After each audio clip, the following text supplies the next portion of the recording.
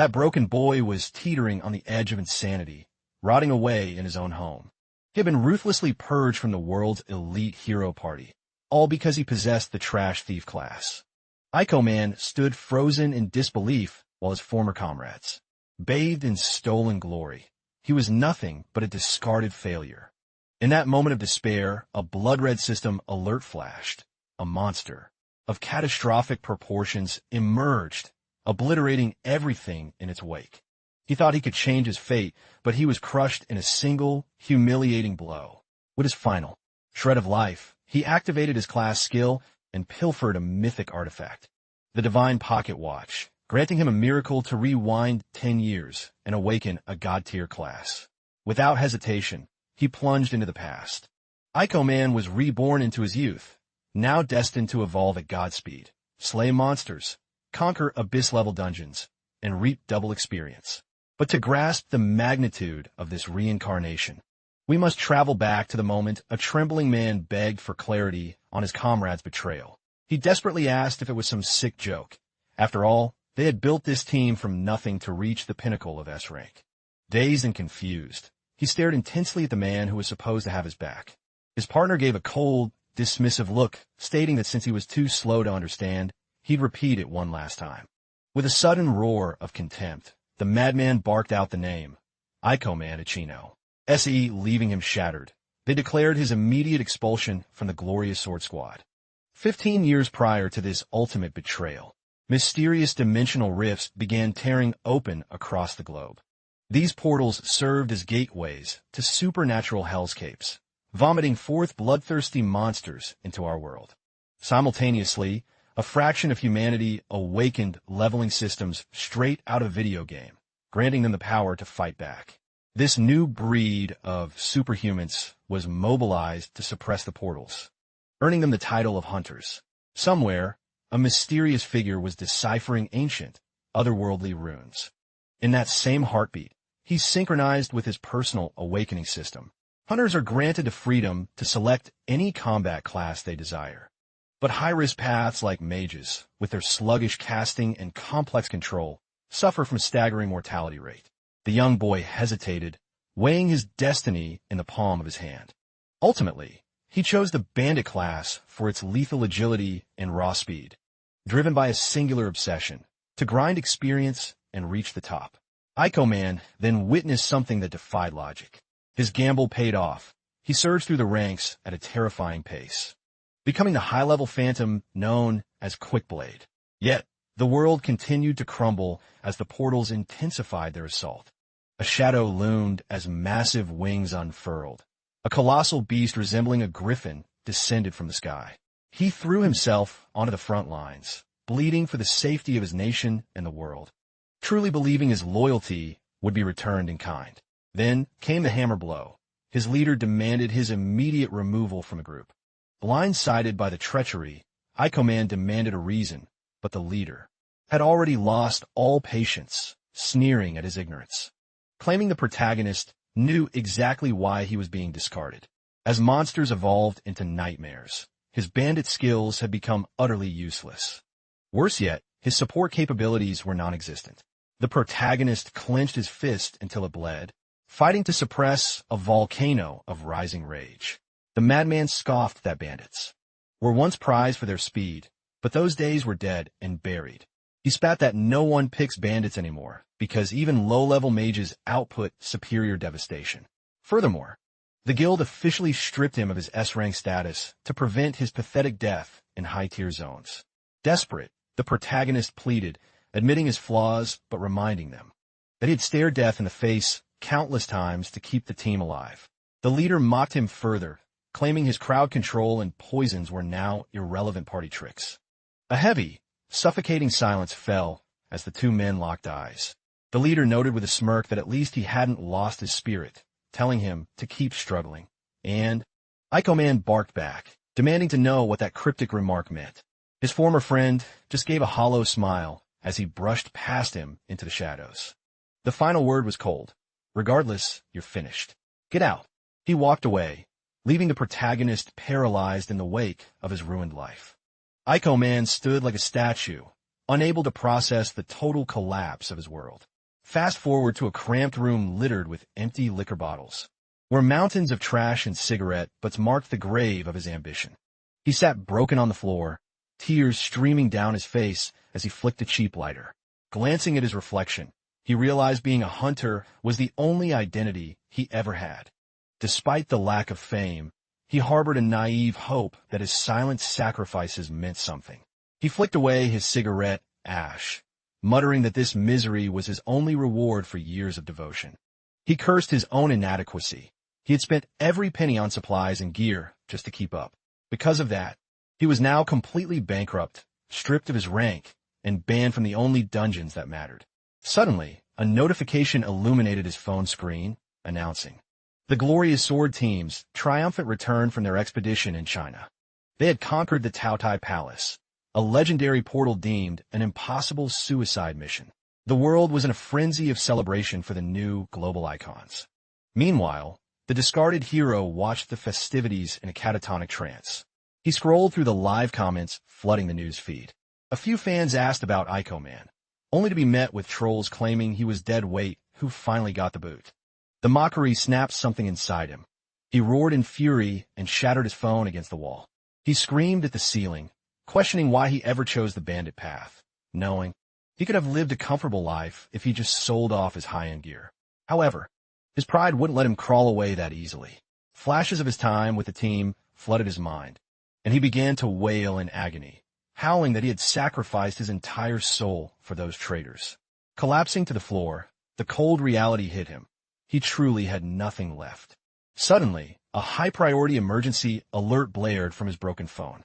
Wiping his eyes, the protagonist stared at the screen in shock. An S-rank calamity had manifested in Tokyo's Marima district. A mandatory citywide evacuation was in effect. Panic surged through him. The glorious sword team was overseas, and there wasn't a single hunter left in the city capable of stopping a disaster of this magnitude. He knew he was no exception. Facing an S-rank threat alone was a death sentence. But then his eyes drifted toward his mothballed combat gear. A spark of suicidal resolve ignited. He realized he had one last move to play. A titan clad in obsidian armor descended from the clouds, blotting out the sun. The protagonist engaged the beast, whispering a prayer of thanks that he hadn't sold his blades. This was Kronos, the dragon of space-time, a nightmare far beyond his darkest fears. Ico Man decided this would be the grand, bloody finale to his forgotten career. Despite the trembling in his hands, he declared the start of their final dance. With that, the dragon let out a world-shaking roar, telekinetically hoisting massive shards of earth into the air. Sprinting into the jaws of death, the protagonist reminded himself of his duty by every second possible, so the civilians can flee before the real S-rank reinforcements arrive. With a desperate leap, he launched himself at the godlike entity. Kronos countered with blinding speed, preparing a lethal strike.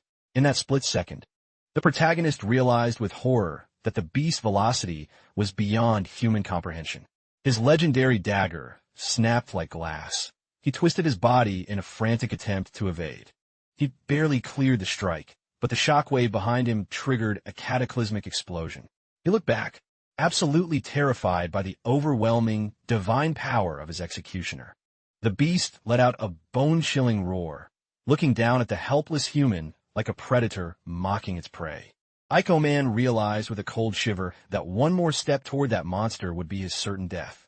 Desperate, he brandished his dual-bladed scythe, pouring every ounce of mana into a final strike. But the steel just clattered uselessly against the scales. He couldn't even leave a single scratch on his foe. Panic began to set in as the protagonist realized his trump card was useless. The creature was immune to all poisons. Without warning, Kronos lunged, its massive obsidian claws tearing through the air like a guillotine. Pushing his agility to the absolute limit, Ico Man barely danced away from the strike, his heart hammering against his ribs. He knew he was outclassed. Any other class would have been crushed instantly. Yet even as a high-level bandit, he was failing. Backed into a corner with no path for retreat, he realized it was time for one last, suicidal gamble. He drew a specialized weighted chain with a serrated hook and began to whirl it with lethal momentum. With a primal shout, He launched the chain directly at the heart of the calamity. It was the Klepto Claw, a desperate skill designed to plunder items from the most guarded targets. He prayed to the gods of RNG that this monster carried a miracle in its inventory, anything that could turn the tide and give him a ghost of a chance to strike back.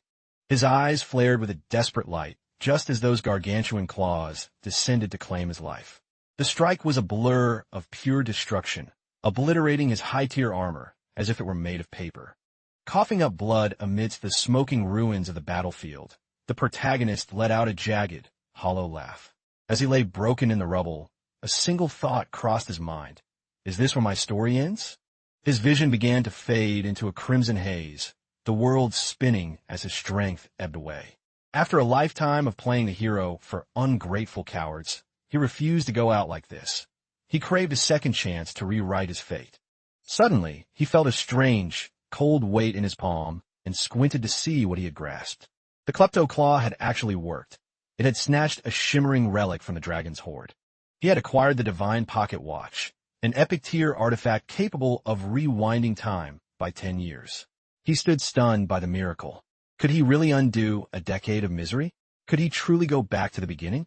Racked with agony, the protagonist gripped the artifact, praying this wasn't just a dying hallucination. The dragon loomed over him, jaws glowing with a final, world-ending blast of energy. Ico Man pushed aside his doubt. With a reaper's scythe at his throat, there was no time for hesitation. Summoning his final spark of will, he crushed the watch and screamed for the past. The monster's colossal shadow completely engulfed him as its talons reached for his heart. A claw pierced his chest, but as the world turned black, his consciousness didn't fade. It surged. A cacophony of familiar sounds rushed back into his ears, leaving him disoriented and gasping for air. Opening his eyes, the protagonist found himself sprawled on the floor of a cramped, dusty apartment. In his hand sat a cheap alarm clock, its glowing red digits flashing. Friday, 8 a.m., year 2030. His heart raced as he pinched himself, terrified that this was just a cruel dream before death. Trembling, he stumbled to the window and threw back the curtains to face the light. The former S-rank veteran stood frozen, staring at a world that hadn't yet been devoured by the apocalypse. He frantically checked his phone. The calendar confirmed it. He had traveled 10 years back into the past. The reality of the Divine Pocket Watch's power finally hit him like a lightning bolt. With a shaky breath, he summoned his holographic status window to see his stats. His class was listed as undetermined, proving he had returned to the very moment his journey began. A dark, determined smirk spread across Ico Man's face. This time, he wouldn't be anyone's stepping stone. With a fire in his eyes, he swore to the heavens. He would become the most broken, overpowered hunter in history. On the news, a reporter warned of rising casualties, urging people to stay away from the unstable portals. The protagonist watched the grim broadcast while brushing his teeth, unfazed by the growing panic. Experts argued that the monsters were evolving too fast for normal humans to handle, predicting a total collapse of society. Ico Man chuckled to himself. The watch hadn't just saved his life, it had given him the ultimate cheat code. He knew that soon, the world would stop talking and start fighting for survival. He held the ultimate advantage, future knowledge of every hidden quest, rare drop, and monster pattern.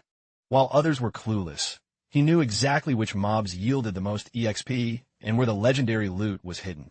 However, before he could dominate the rankings, he needed to unlock his true power. And for that, he had to grind his way to level 10. In these early days, portals were strictly gated for rookies, especially those without a designated class. The Hunters Guild held a tight leash on anyone who hadn't yet proven their worth in the field. He found himself deep within an F-rank goblin den, the air thick with the stench of green-skinned monsters. He calculated that slaying the final goblin in this cave would push him to level 6. Suddenly, a flash of steel swept past him, decapitating the remaining goblins in an instant. A boisterous man laughed, sheathing his sword and asking the kid if he needed a hero to save him.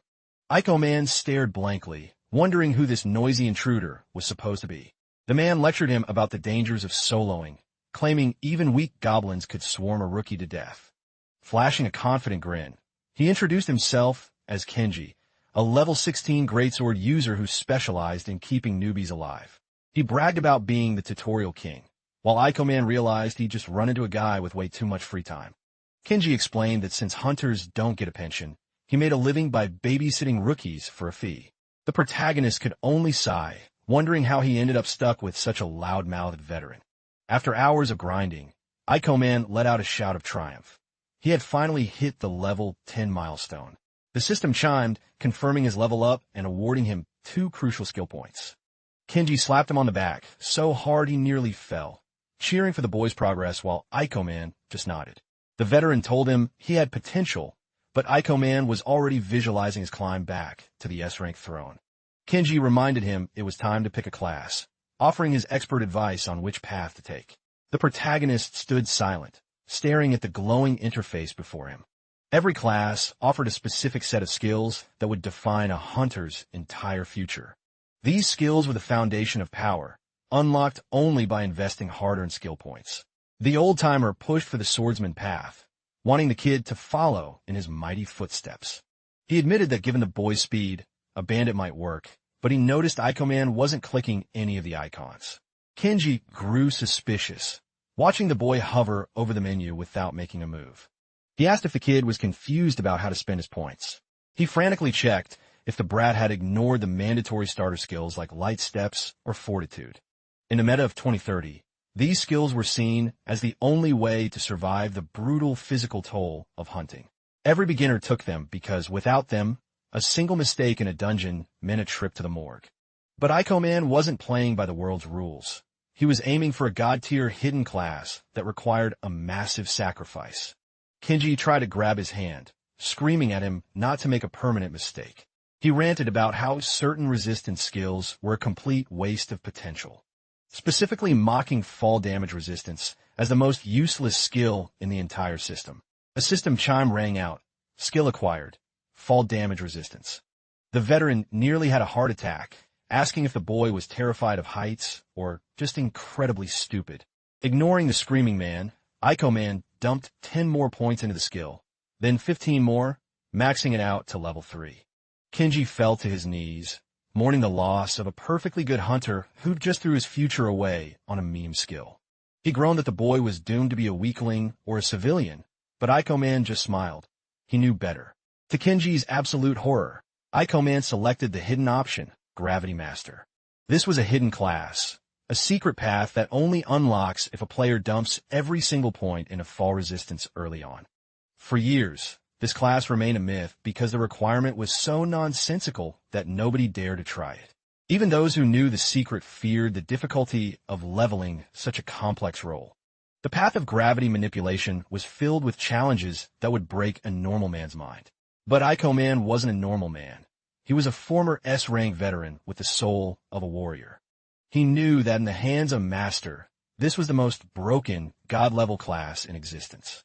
Kenji was still screaming, begging him to cancel it before he became a useless mage with no defense.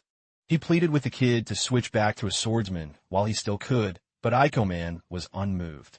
He confirmed the choice with a firm tap, knowing his real journey was finally beginning. The system flashed a golden light, announcing the successful awakening of the Gravity Master. New skills flooded his mind, from basic gravitational manipulation to high-level space-time magic. As the power surged through his veins, the protagonist finally allowed himself to celebrate. The world wasn't ready for what was coming. He shouts at the top of his lungs, reveling in the fact that he's finally awakened as a mage. He vows to ascend as a supreme S-rank and wipe away the memory of his past humiliation.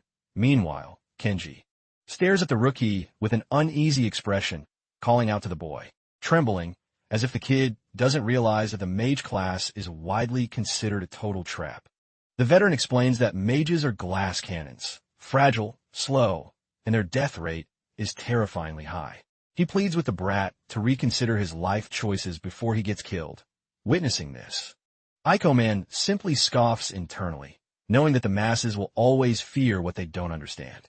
Suddenly, a roar rips through the air, and Kenji screams in terror as a level 17 Red Hood Goblin manifests out of thin air. The atmosphere turns cold with dread. He gasps in disbelief, unable to fathom how such a high-tier predator spawned in a low-level zone. The monster lunges toward a defenseless female hunter, forcing Kenji to jump in to cover her escape. But inside, he's paralyzed. He knows he lacks the raw talent to face true monsters, which is why he hides in the tutorials. The surrounding hunters are barely level 10, mere fodder who would be slaughtered in seconds by that beast. Drenched in a cold sweat, Kenji's thoughts flicker to the rookie. He grips his sword and charges forward, yelling that he'll hold the line at all costs until... Ico Man narrows his eyes, surprised to see a Red Hood elite so early in the timeline. He calculates that Kenji's level should be enough to survive, but the man's spirit is clearly broken. The veteran is stuck on the defensive, barely parrying a relentless storm of goblin strikes. The protagonist observes the struggle, realizing the tutorial guy has zero experience fighting anything that fights back. Desperate and bloody, the old man screams for any hunter level 15 or higher to intervene. Someone reminds him he's level 16, but he cries out that he's outmatched by the monster's superior rank. Ico Man hesitates, thinking it's suicidal to volunteer when his current stats are so abysmal. He can barely track the goblin's movements. A single glancing blow would likely turn him into red mist. To make matters worse, his Gravity Master stats are bottom tier, and he hasn't even tested his new skills. But then he remembers Kenji's genuine kindness and how the man looked out for him earlier. He realizes he can't just stand by and watch a good man be torn apart. So, he draws his blade, a wild spark of excitement igniting in his chest. He decides it's time to see if his hidden class can truly defy the laws of the world. Terrified for the boy, Kenji shouts for him to stay back, warning that his level is far too low for this hell. He screams that a mage in close quarters is just a snack for a Red Hood who could decapitate him in a heartbeat. Ignoring the frantic warnings, Ico Man locks eyes with the beast and calls it out. The monster, lost in a bloodthirsty frenzy, turns its gaze toward the boy who intends to use it as a lab rat for his gravity powers. He stakes his second life on the belief that this is the ultimate class, refusing to run from such a pathetic mob. Stepping forward, he mutters that if he can't handle this, he doesn't deserve the power he stole. The veteran screams for the kid to run, just as the goblin unsheathes its jagged blade and blurs toward the rookie. Usually, a mage's physical stats are garbage, making them completely dependent on meat shield teammates. But the Gravity Master is a different breed, capable of rewriting his own physical limits through sheer force of will. He activates his manipulation skill, cutting the gravitational pull on his own body by 50. With his weight halved, he becomes a phantom, effortlessly dodging the goblin's lethal swing. Kenji's jaw drops in shock, wondering how a low-level mage just moved like a god of speed. Ico Man notes that while this skill grants explosive velocity, his movements are restricted to strictly linear paths for now. But that's more than enough as long as he can read the monster's predictable killing intent. The Red Hood swings again with murderous rage, but the boy dances through the air, untouchable. He reminisces about the thousands of monsters he slew in his past life, using only his bandit instincts. The goblin finally feels the sting of steel as Ico Man delivers a lightning-fast countercut. The old man is losing his mind, unable to comprehend how a level 10 mage is outdueling an elite monster. By mastering mana flow, a Gravity Master can bridge the gap between magic and physical supremacy. The protagonist scoffs at the monster's simple patterns, realizing he just needs to dial up the speed to end this. Stunned, Kenji stammers, asking Ico Man how he's pulling off these impossible feats. Breaking the man's trance, the brat barks out an order, telling the veteran to stop staring and deliver the killing blow. Snap back to reality. Kenji roars and charges with his greatsword raised high. The boy keeps the monster's attention focused on him while the old man prepares to cleave it in two. Ico Man flashes a predatory grin at the goblin, mocking it for turning its back on a predator. He slams his hand down, activating gravity magic that pins the monster to the earth like an invisible mountain. The goblin is frozen, its bones creaking under the sudden, massive pressure. Hovering above the pinned prey, the old man readies his final, crushing execution. With a desperate shout, he brings the blade down with everything he's got. The monster perishes, and the system chimes as the protagonist jumps 2 levels instantly. Staring at the cooling corpse, Ico Man breathes a sigh of relief. His theory was correct. He stands tall, realizing this skirmish was just the first step toward becoming the strongest being in existence. The onlookers are buzzing, shocked that a complete unknown just dismantled a Red Hood with such ease. Kenji watches the boy, realizing the rookie's speed was far beyond what should be mathematically possible. He stands there in disbelief, seeing that the kid is acting like this life-or-death battle was just a walk in the park. Still shaken, he realizes he's looking at a genius far beyond the average gift, wondering who this kid really is. But suddenly, Ikoma's knees buckle. The protagonist is hit by a wave of agonizing exhaustion. He collapses against a jagged rock, gasping for air as his mana pool hits absolute zero. He grimly notes that he needs to drastically increase his stamina if he wants to use these skills in a real war. Regardless of the exhaustion, the old man is just overjoyed to see the boy is still breathing. He hobbles over, offering a sincere thank you and even suggesting a piggyback ride back to safety. Ikoman grumbles that it's incredibly embarrassing, but he's too drained to refuse the help. Out of everyone in that portal, only this rookie hunter had the guts to step up. Internally, the man is moved to tears, realizing the boy gave him the courage to stop being a coward. He admits he let fear rot his potential, hiding in low-level zones just to stay safe. But today marks the end of his career as the pathetic tutorial guy. He vows to walk with the pride of a true hunter. Meanwhile, Kenji tells the boy it was a supreme honor to see a hero born, thanking him one last time. For the protagonist, this dungeon raid was the ultimate proof of the Gravity Master's potential. Now, the real grind begins. However, soloing high-rank zones is a fool's errand, so he realizes he needs a reliable partner to watch his back. Back at the guild, the receptionist stares at his file, claiming she's never even heard of a gravity class. She looks at his pitiful base stats and doubts if he can even survive as a professional hunter. Ikoman brushes off her concerns and asks if any teams are currently recruiting new blood. The woman points out a specific squad that is famous for accepting anyone, regardless of their trash stats or class. The boy's eyes light up, and he asks for an immediate introduction to the leader. Fretting, she warns him that his mage class and low attributes might lead to a harsh rejection. He tells her that rare classes are always misunderstood, so he's used to being an outcast. The protagonist grabs the contact info, determined to force his way into the team. Suddenly, a boisterous man interrupts, telling the boy to stop wasting the receptionist's time and get lost.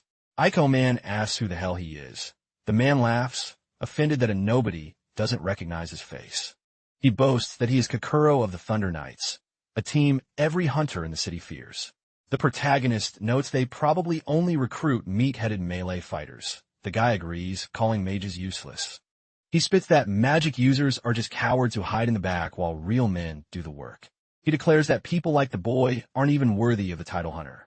Kakuro sneers, saying the boy should have done his homework before picking such a pathetic class.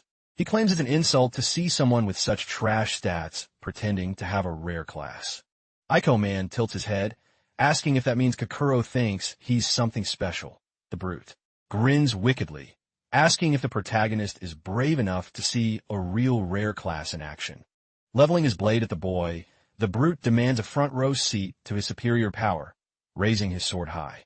With a thunderous crack, he summons a jagged bolt of pure lightning. Basking in the sparks, he boasts that his class is the pinnacle of excellence, gifted with god-tier stats and skills. The crowd gasps in awe, murmuring that they've never witnessed such a rare and destructive path. The man practically glows with arrogance as he drinks in their envious stares. The receptionist frantically warns that skill usage is banned in the lobby, but Kakuro just sneers, claiming he's doing the rookie a favor by showing him reality. He scoffs that while it's none of his business, it takes a massive ego for a pathetic mage to even dream of joining a high-ranked team. While the muscle brain rants, Ikoman's eyes sharpen. He's intrigued to meet a Thunder Knight this early. Sure, the class hits like a truck, but its patterns are brain-dead simple and useless in a real tactical nightmare.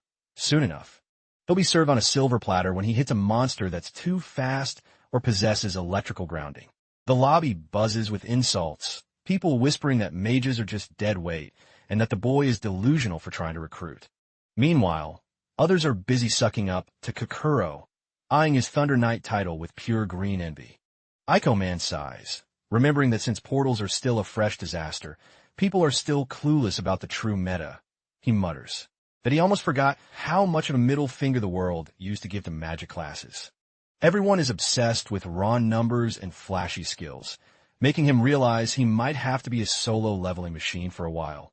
The receptionist shouts after Kakuro, telling him he crossed a line with his insults. The protagonist offers her a small, grateful smile, telling her not to sweat it. He'll be taking the solo path for now. The brute throws one last insult over his shoulder, telling the kid to quit while he's ahead so the guild doesn't have to scrape his corpse off a dungeon wall. Ico Man ironically thanks him for the heartfelt advice. Kakuro lingers for a second, glaring at the boy's back before disappearing into the crowd. Later, buried in the dusty archives of the Hunters Guild, Ico Man flips through a bestiary, realizing that winning the public's trust will be a long grind, and that no pug group will take a chance on him yet. He knows he needs a long-term partner, someone he can trust with his life, or who has a class that perfectly complements his gravity manipulation. But before he can hunt for allies, he needs to build a reputation that can't be ignored.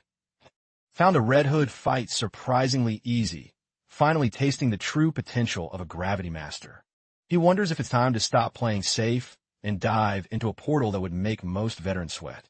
Scanning the dungeon maps, his eyes lock onto the level 25 Temple of Statues, a perfect hunting ground. These controlled zones are milked by the guild, kept open specifically for hunters to farm experience in a safe environment. The apex predator there is the Stone Knight, making it a gold mine for low-level hunters. If he can solo it, the high-tier teams will be crawling back to him on their hands and knees. The rules allow lower-level daredevils to enter, and he figures he can start by picking off the trash mobs near the entrance. Slamming the book shut, Ico Man lets out a determined breath. He's ready. He decides to use the Temple of Statues as his personal training gym to level up and find some worthy subordinates. Deep inside a dark dungeon, a bloodied hunter is seen sprinting down a stone staircase, gasping for breath. He whimpers that this wasn't in the manual, but the difficulty spike makes absolutely no sense. His foot catches a jagged rock. The boy faceplants into the dirt, screaming in pure terror as he looks back at a shadow looming over him. Then, a bone-shattering impact echoes through the chamber. A massive stone sentinel stands over its prey, dripping with fresh blood. Back at the desk, the receptionist's eyes widen in shock, noting that this crazy rookie is barely level 12 and is actually trying to enter the Temple of Statues alone. Ico Man just shrugs, pointing out that there's no law against a hunter choosing how they want to die. Her hands shake as she processes his request. She tells him that even with his permit, this isn't a dungeon raid.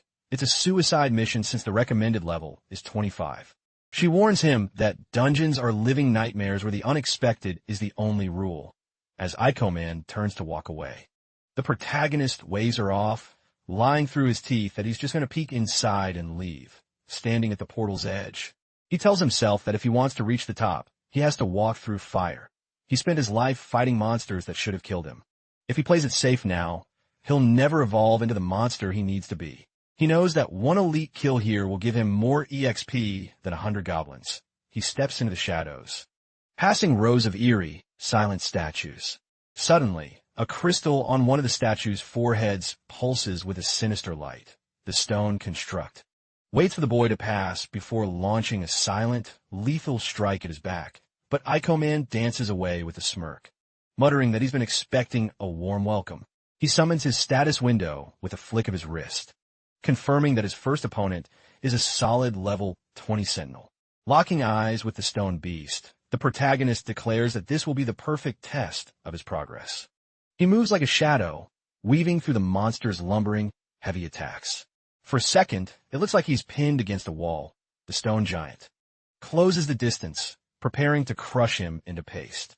That's when he triggers his gravity reduction skill. He practically floats out of the trap, landing a precise counterstrike as he passes. However, the blade just sparks off the stone's skin without leaving a mark, but the protagonist isn't worried. He knows this hunk of rock is too slow to touch him, and he's already scanning for a fracture. In a blur of motion, he begins to chain a relentless series of strikes against the sentinel's joints.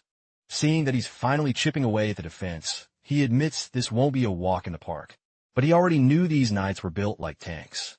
The monster bellows and charges again, its fists smashing the stone floor.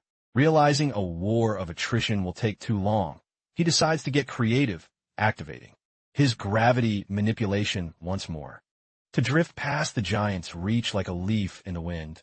Then, he suddenly reverses the flow, amping his weight to the max as he plunges his sword toward the core, and Ico Man drives the blade deep into the monster's stone chest.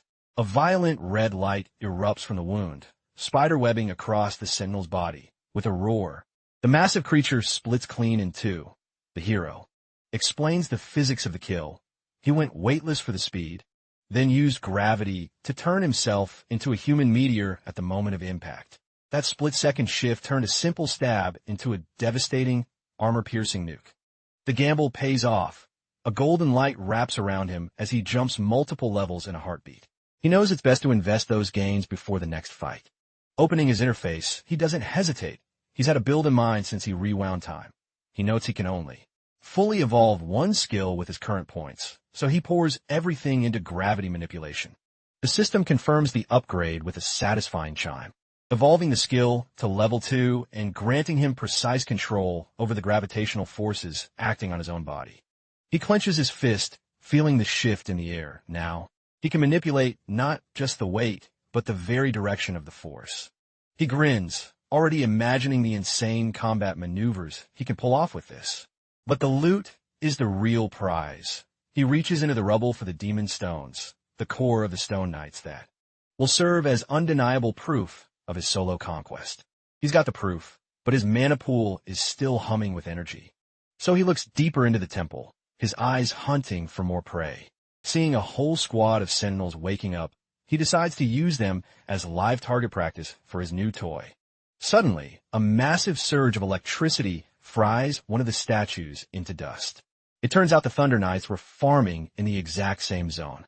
One of the lackeys whistles, praising Kokoro for one-shotting a monster that usually takes a whole team to take down.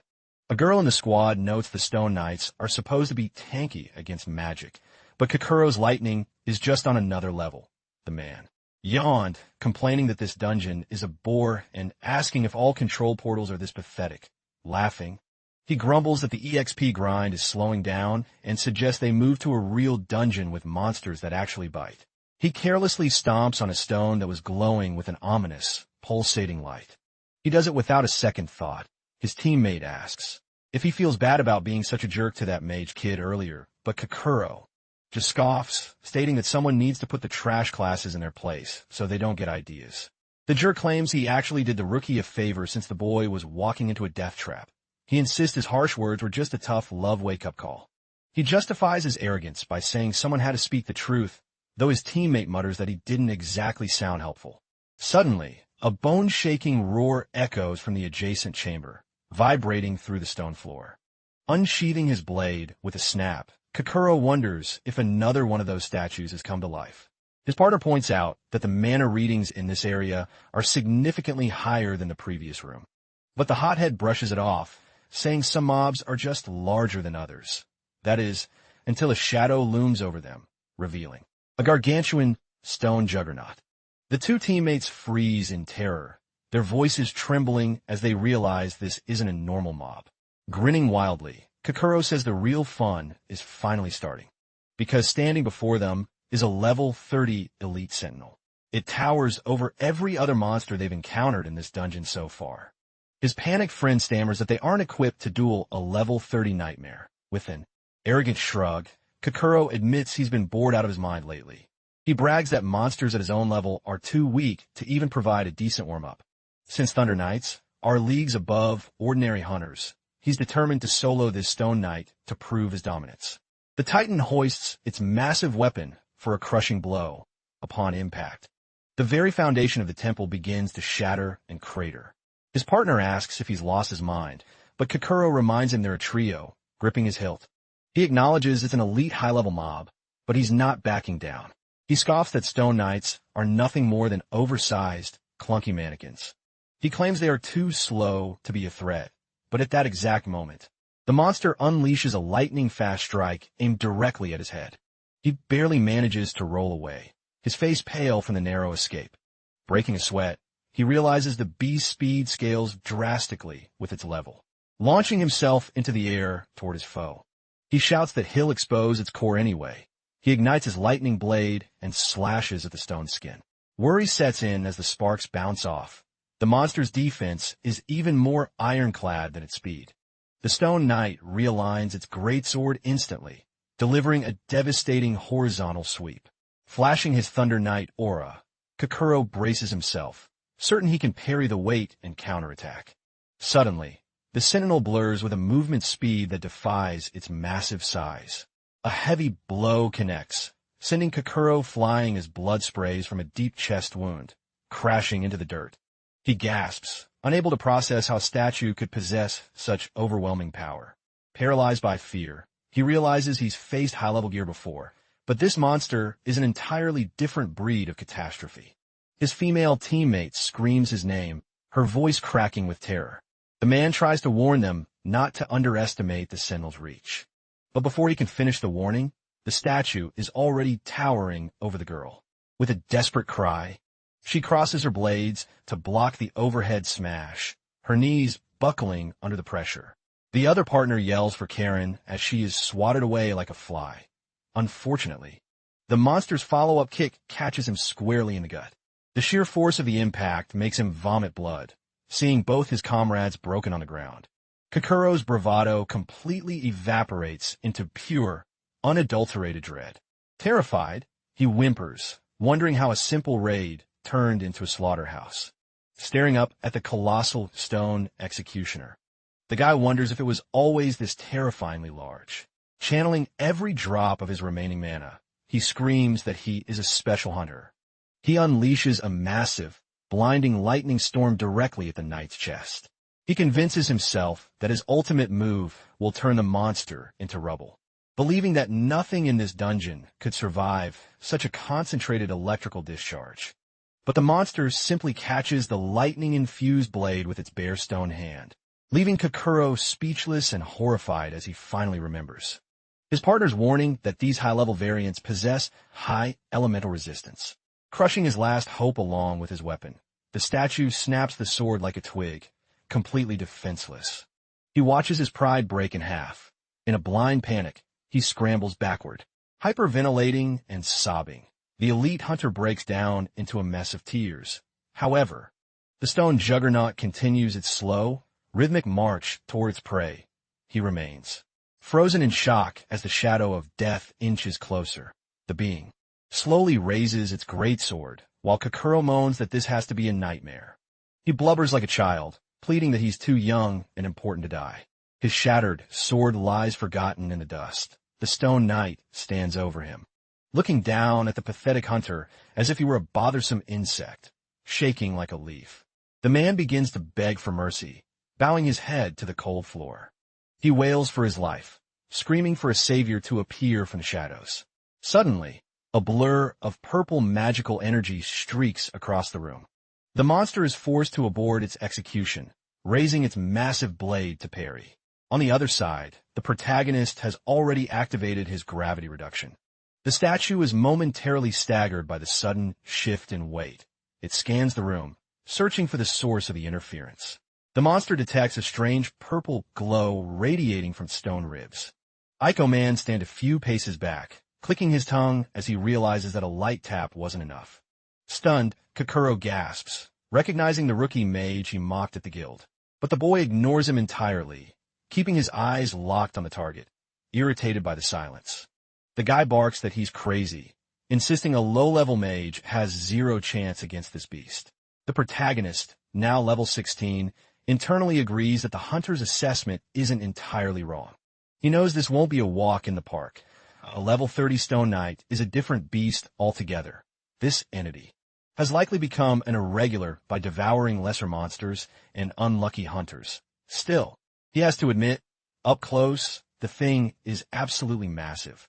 He mutters that he only came in here for a quick warm-up, just looking for a stray mob to kill before heading home. However, he never expected to run into a mutated boss-level specimen like this. Still cowering on the floor, the guy tells him to stop daydreaming and run for his life, reminding him that his entire elite team was wiped out before they could even land scratch. Completely ignoring the background noise, the protagonist ramps up his gravity manipulation. The monster senses the threat and winds up for a heavy smash, but Ico Man blurs past the impact zone. Utilizing his supernatural speed, he maneuvers through the debris, forcing the statue to awkwardly shift its momentum to track his movements.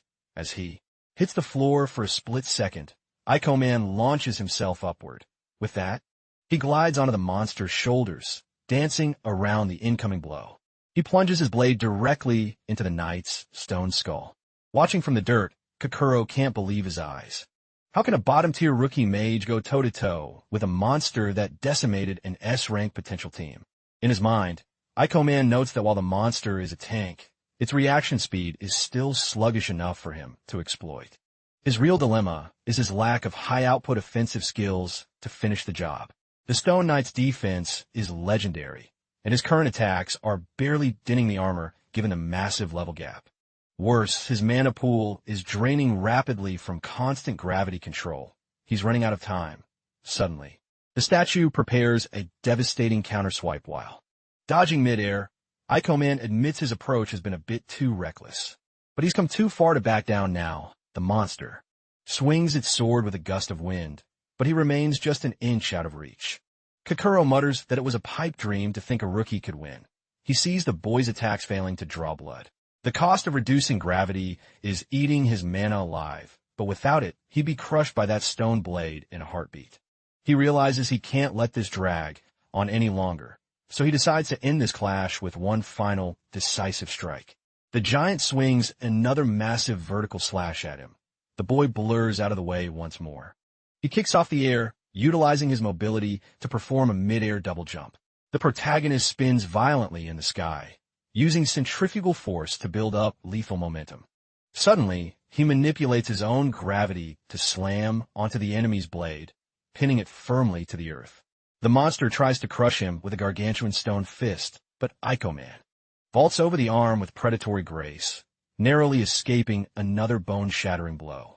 He sticks the landing right on top of his bewildered adversary's head. Kokoro gasps from the ground, wondering how a human can move like that, and if it's some hidden perk of his class. The protagonist leaps off the monster's crown one more time. He admits to himself. In his mind, he hoped to save his level 2 manipulation for later, but he's backed into a corner with no other choice. He triggers inverse gravity, with a sudden shift in reality. The boy falls upward, sticking his feet firmly onto the dungeon ceiling. He observes that he can actually cast this on himself to ignore the laws of physics, while his confused enemy looks around in shock, thinking to himself that this new power is getting seriously interesting. The protagonist readies his stance, declaring that he'll rain down hell from his height. Determined to finish the job, he activates gravity increase and levels his sword toward the floor. Ico Man knows this will multiply his weight 100-fold. By combining that with the terminal velocity of the fall, his impact will be catastrophic. He roars that it's too late for the beast to react, and that no stone armor can stop his descent as he pierces through the Titan's core. The protagonist executes his ultimate move, Meteor Fall, to silence the battlefield. The colossal sentinel splits down the middle, its stone body crumbling into dust. As the jagged remains of the monster rain down, he is instantly notified by the system that he's earned a massive 524 experience points. His level skyrockets from 16 all the way to 23, granting him a windfall of 14 skill points. A satisfied grin crosses his face. His high-risk, high-reward gamble paid off perfectly. By slaying a monster nearly double his own level, he managed to bypass months of tedious grinding in a single instant. Standing over the wreckage of his victory, Ico Man lets out a breath and drops to one knee. Having boosted his fall damage resistance to level 3 beforehand, mentally, he admits the landing still stung like hell, but he's relieved he had the foresight to invest in that useless skill. Meanwhile, Kokoro is left speechless, staring at the rookie in absolute awe. He can't wrap his head around it. His elite lightning failed, yet a weak mage just soloed a god-tier threat. Awkwardly, he asks why the protagonist bothered to save a jerk like him after how he acted at the guild. However, panic quickly sets in as he wonders if Ico Man is only keeping him alive to exact a more painful revenge. The boy simply calls out to the trembling hunter. He casually asks if Kokoro can still walk or if he's too broken to get up. The youth is stunned by the rookie's lack of malice or hidden agenda. He starts to chuckle, realizing the protagonist isn't the petty person he imagined him to be. Reaching out a hand in a gesture of newfound respect, the guy thanks him for pulling his life out of the fire. Sometime later, back at the bustling Hunters Guild, the receptionist is hyperventilating, screaming a level 30 Stone Knight appeared where. Even more shocked, she asks if this lone rookie truly took down a raid boss by himself. He nods coolly, keeping his secrets to himself. She stammers that it's logically impossible for a fresh recruit to solo a high-tier dungeon like the temple. He slams the massive demon stone onto the counter, asking if the evidence is clear enough for her. The attendant admits a core that size only drops from level 30 elites. Despite her disbelief, she begins the official registration. She offers to buy the stone for 200,000 yen on the spot, but the protagonist declines, saying he has better plans for it. After all, even the best-laid plans can crumble in an instant. He needs that trophy as a calling card to prove his worth to the right people. Suddenly, a familiar voice calls his name. It's Kokoro, looking much more humble as he says. He's been scouring the guild for him because a simple thanks wasn't enough. He claims he has an offer that no sane hunter could possibly refuse. Spreading his arms wide, the guy officially invites Ico Man to join the prestigious Thunder Knights. The surrounding hunters gasp, whispering about how the city's hottest rising team is begging a rookie to join. Seeing the massive core in his hand, the crowd realizes Ico Man is a monster in human skin. With a smug smile, Kokoro says it's the kid's lucky day, claiming he never hands out invitations like this. The protagonist looks visibly annoyed while the hothead tells him not to be overwhelmed by the honor. But Ico Man cuts him off, flatly rejecting the offer. Kokoro's jaw hits the floor, demanding to know how someone could possibly say no to him. In total disbelief, he asks if the boy wasn't desperately searching for a party just yesterday. The protagonist confirms he was, but coldly informs him that his standards have gone up. With that, he vanishes into the crowd, leaving the elite hunter in a state of shock, mentally. Ico Man knows that at this rate of growth, his ultimate goal is finally within arm's reach. The legendary theater of Manic Dreams portal is about to open, hiding a unique item of god-tier power. So, armed with his memories of the future, he plans to be the first one to raid that gate and claim the prize. Elsewhere, someone dumps a pile of high-grade stones onto a desk, requesting an immediate payout. The onlookers get restless. The guild worker asks how he's clearing out entire dens of monsters so quickly, especially since he's still a solo act. The protagonist ignores the small talk and states he has a formal request. He demands an immediate promotion to rank D hunter. Usually, F ranks hit E rank by choosing a class, but only rank D and above are allowed to enter the high-stakes portal disasters. The attendant reminds him that the promotion is strictly locked until a hunter reaches level 25. With a calm flick of his wrist, Ico Man displays his status window, proving there's no obstacle. Since he's already hit level 26, the woman is left, absolutely floored. A solo mage hitting that level in record time is unheard of. She mutters that such a growth rate is practically suspicious. She asks herself if Gravity Masters are really some secret, broken cheat class. After the paperwork clears, Ico Man breathes a sigh of relief. He's officially a rank D hunter. He's now more than just a guy with a rare class. With 10 years of S-rank tactical knowledge and his rapid leveling speed, he knows he'll attract dangerous eyes, but he has to keep pushing to stay ahead of the timeline. Reaching rank D unlocks the real content and makes it easier to find high-quality teammates. Most importantly, it's the key that opens the door to the portal where his future legendary weapon awaits. In his past life, the hunter who found that blade turned into a bloodthirsty serial killer, corrupted by its power. But this time, he's going to make sure that cursed strength is put to better use. However, even he knows he needs a reliable partner to safely clear that specific portal. He scans the area, knowing he doesn't need a crowd. Large teams just lead to internal drama and shared EXP. Just one loyal, capable ally will do, someone who can bridge the gap while he manipulates gravity. He ponders which specific skills would perfectly synchronize with the hell he's about to enter. The ideal candidate would be a lone wolf, someone used to the solo grind but open to a win-win partnership. The protagonist bites his lip, wondering if he's being too picky with his search. To find his missing piece in time, he begins a marathon tour of every guild directory in the district. Half a day later, his feet are sore from visiting every guild branch in the city. Entering his fourth guild office of the day, he sighs, thinking maybe he needs to lower his expectations just a little bit.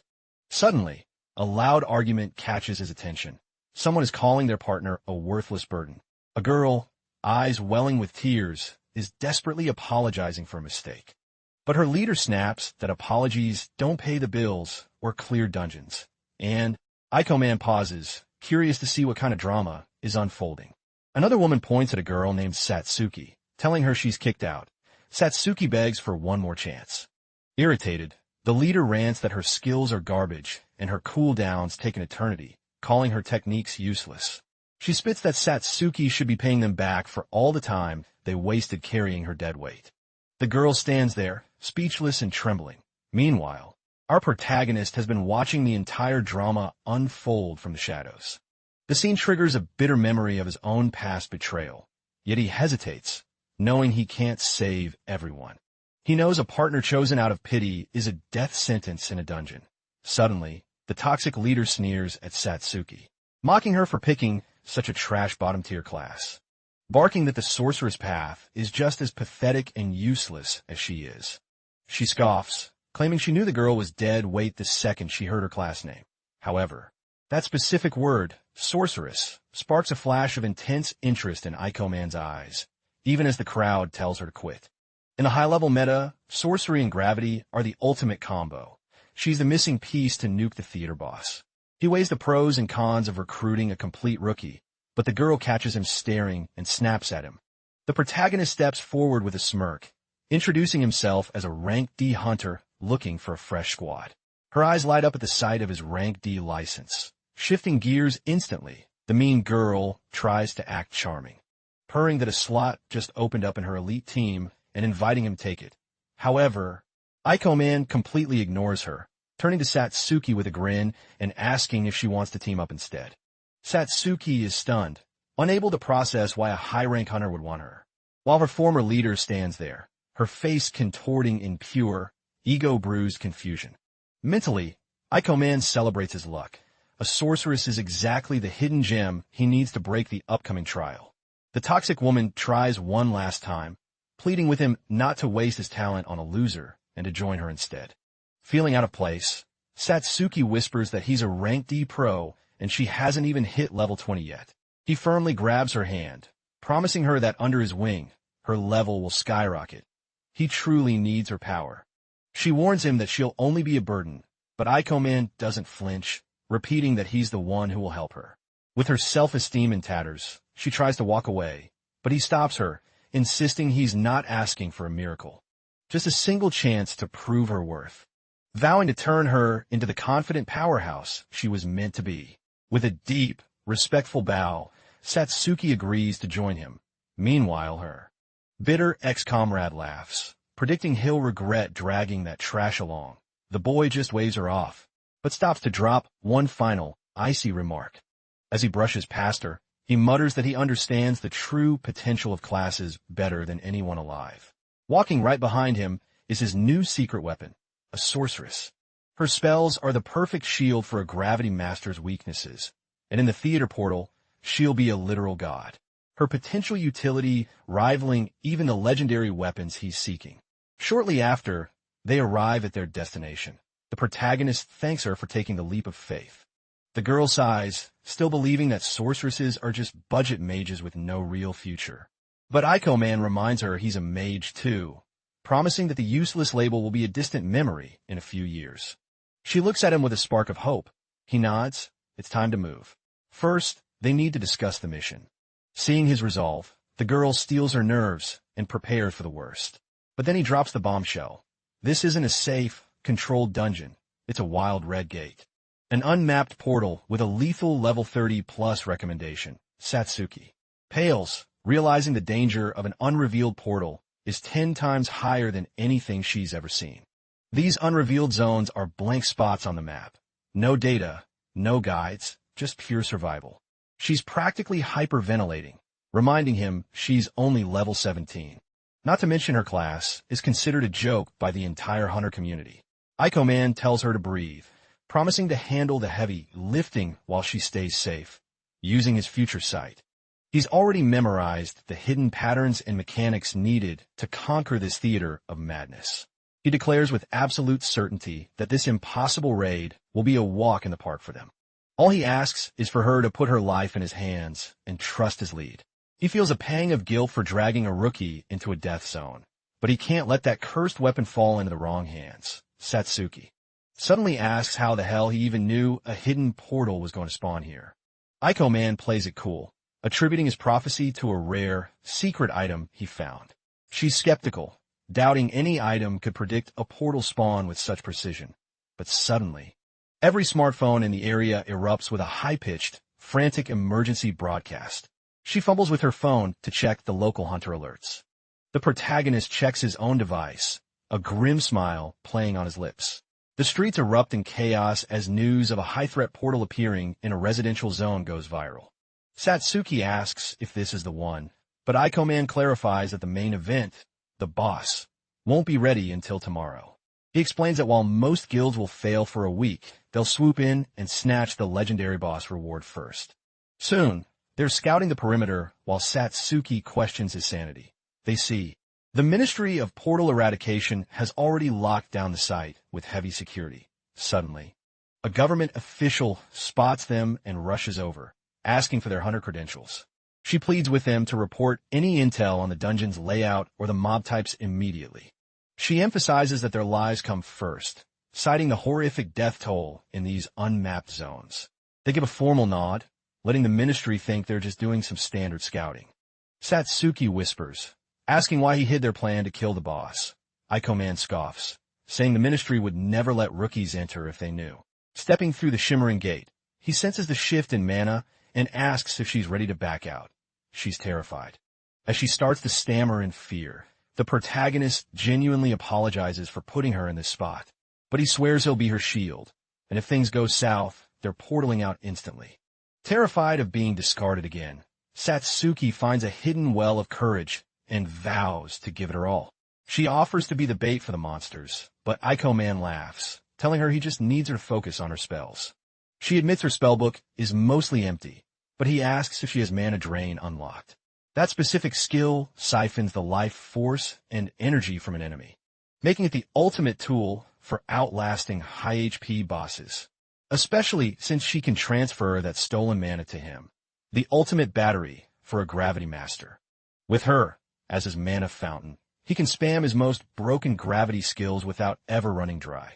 The girl complains that the skill is slow and inefficient, suggesting a mental type damage spell instead. Aiko Man agrees that's fine for specialists, but tells her to trust him. He'll create the perfect opening for her to drain the mobs dry. Their first opponent is a mutated, nightmarish clown bear, as Aiko Man dances around its claws. He barks a command for her to launch her skill. She conjures a swirling orb of darkness, slamming the curse directly into the beast's chest. The bear lets out a distorted roar as its very energy is ripped from its body. Seeing the monster stumble, Aiko Man seizes the opening and launches himself into the air. In the blink of an eye, the boy is looming over the beast like an angel of death. He triples his local gravity and brings his blade down, crushing the bear's skull into the pavement. The monster collapses, and Aiko Man casually sheathes his sword, his eyes already searching for the next target. He mutters that the first round was almost too easy, as a massive EXP notification pops up for 212 points. Satsuki gasps, seeing her level jump by 3 stages in a single fight, though she still feels like a free-loading passenger in his one-man show. Aiko Man reassures her that the real challenge is deeper in, and he needs her at a higher level to survive the boss. She looks at him with wide eyes, asking if he truly considers them a team. She realizes this feels nothing like her time with Aoi. With a soft smile, Satsuki vows to sharpen her skills so she can actually stand by his side in the next fight. Aiko Man tells her not to push too hard, but secretly, he's feeling the pressure too. He tells himself they have to succeed. He can't let the legendary loot fall into the wrong hands again. In the original timeline, a psycho named Keru found the theater's treasure and used it to become the world's most wanted villain. They've been in the portal for 2 days now, and time is running out to secure the prize. Meanwhile, a dark figure is seen in another part of the dungeon, swinging a massive hammer at a panicked hunter. But the victim is too slow. The attacker lets out a chilling, sadistic laugh. Activating the lethal life eraser skill, he delivers a soul-crushing final strike. His blade is instantly drenched in the hot blood of his latest victim. As the body disintegrates in a mana dust, Keiru sneers, muttering that weaklings should know their place. He smirks as the system notification chimes, signaling yet another level up. The psychopath chuckles, remarking that those weaklings yielded a surprisingly delicious amount of experience. He scoffs that humans are the easiest prey because they don't expect to be hunted by their own kind. He revels in his newfound power, having already reached the heights of level 36. Back with our duo, the protagonist is pushing his limits, maintaining a constant state of gravity increase. Ico Man channels his mana, manifesting a swirling orb of dark energy before him. With a flick of his wrist, he slams the jack-in-the-box mob into the dirt, looking slightly bashful. The girl realizes that simply casting support magic from the rear has catapulted her all the way to level 22. She admits it feels like she's cheating, gaining so much power while he does all the heavy lifting alone. But Ico Man shrugs it off, explaining that these low-tier mobs are just warm-ups with telegraphing patterns. He reminds her once more that the sorceress class is a sleeping giant, though she remains skeptical of her own worth. Changing the subject to catch her breath, Satsuki asks if they should retreat now that his mana pool is looking dangerously low. Indeed, he was running on fumes. Explains that using gravity manipulation to buff his physical stats is a massive drain on his reserves. The girl frets, recalling the guild's golden rule. Always evacuate the dungeon once your mana hits the 50 mark. With a confident grin, he tells her it's the perfect time to test their secret weapon. A sinister clown goblin emerges from the shadows. The protagonist glances back to see if she's ready. He lays out the strategy. First, they'll lock the monster down and strip it of its dignity. Ico Man barks the order for her to initiate mana drain immediately. The girl hesitates, momentarily frozen by the unconventional tactic. He explains that by binding these monsters and siphoning their energy, they've found an infinite mana fountain. Once she's full, she can pump that energy back into him. The girl nods as the plan finally clicks. She sheepishly asks if he could at least cover the creature's eyes, but Ico Man says he can't waste mana on mercy. Seeing no way around it, Satsuki begins the soul-sucking process of mana drain. The protagonist gives the green light, while the girl can't help but feel a pang of pity for the pathetic mob. The goblin lies twitching on the floor, a victim of their cold, calculated efficiency. With the monster drained dry, she prepares to transfer the energy to her leader. Ico Man notices her face turning bright red and tells her to stop making the mana transfer so weird. She completes the circuit, funneling the stolen essence directly into her companion. The protagonist monitors his stats, watching his mana climb steadily from 16 back up to 25. The girl pouts, disappointed that such an ordeal only yielded a measly 9 points of energy. He just smiles and tells her that's exactly why they're going to hunt down 6 more goblins. Satsuki pales at the thought of the grind, but he reminds her this is the ultimate shortcut to power. A short while later, his blade bites into another monster, ending the skirmish instantly. He counts that as the 6th victim and checks her status. She reports she's finally back to full strength. Satsuki has jumped to level 22, while Ico Man's high-level bar has only budged once, feeling to rush. The girl excitedly suggests they could explore the entire dungeon like this, but Ico Man reins her in, warning that overstaying their welcome leads to fatal mistakes. Even so, he boasts that he could toy with these small fry all day without breaking a sweat. Scanning her glowing status window, Satsuki marvels at the sheer number of levels she's gained in a single afternoon. She admits this raid is unlike any official expedition she's ever been part of. The guild's doctrine was always safety first, forbidding them from touching anything above their pay grade. The protagonist goes quiet for a moment, reflecting on those words. Standing tall, he acknowledges that the guild's rules are written for the mediocre and the fearful. However, true strength is only forged in the fires of high-level combat. You can't reach the top by playing it safe. She watches him with wide eyes as he drops this veteran wisdom. Suddenly, a new fire of determination ignites in her gaze. They move through a crumbling, cathedral-like hall, while Satsuki asks if they're truly going for the kill.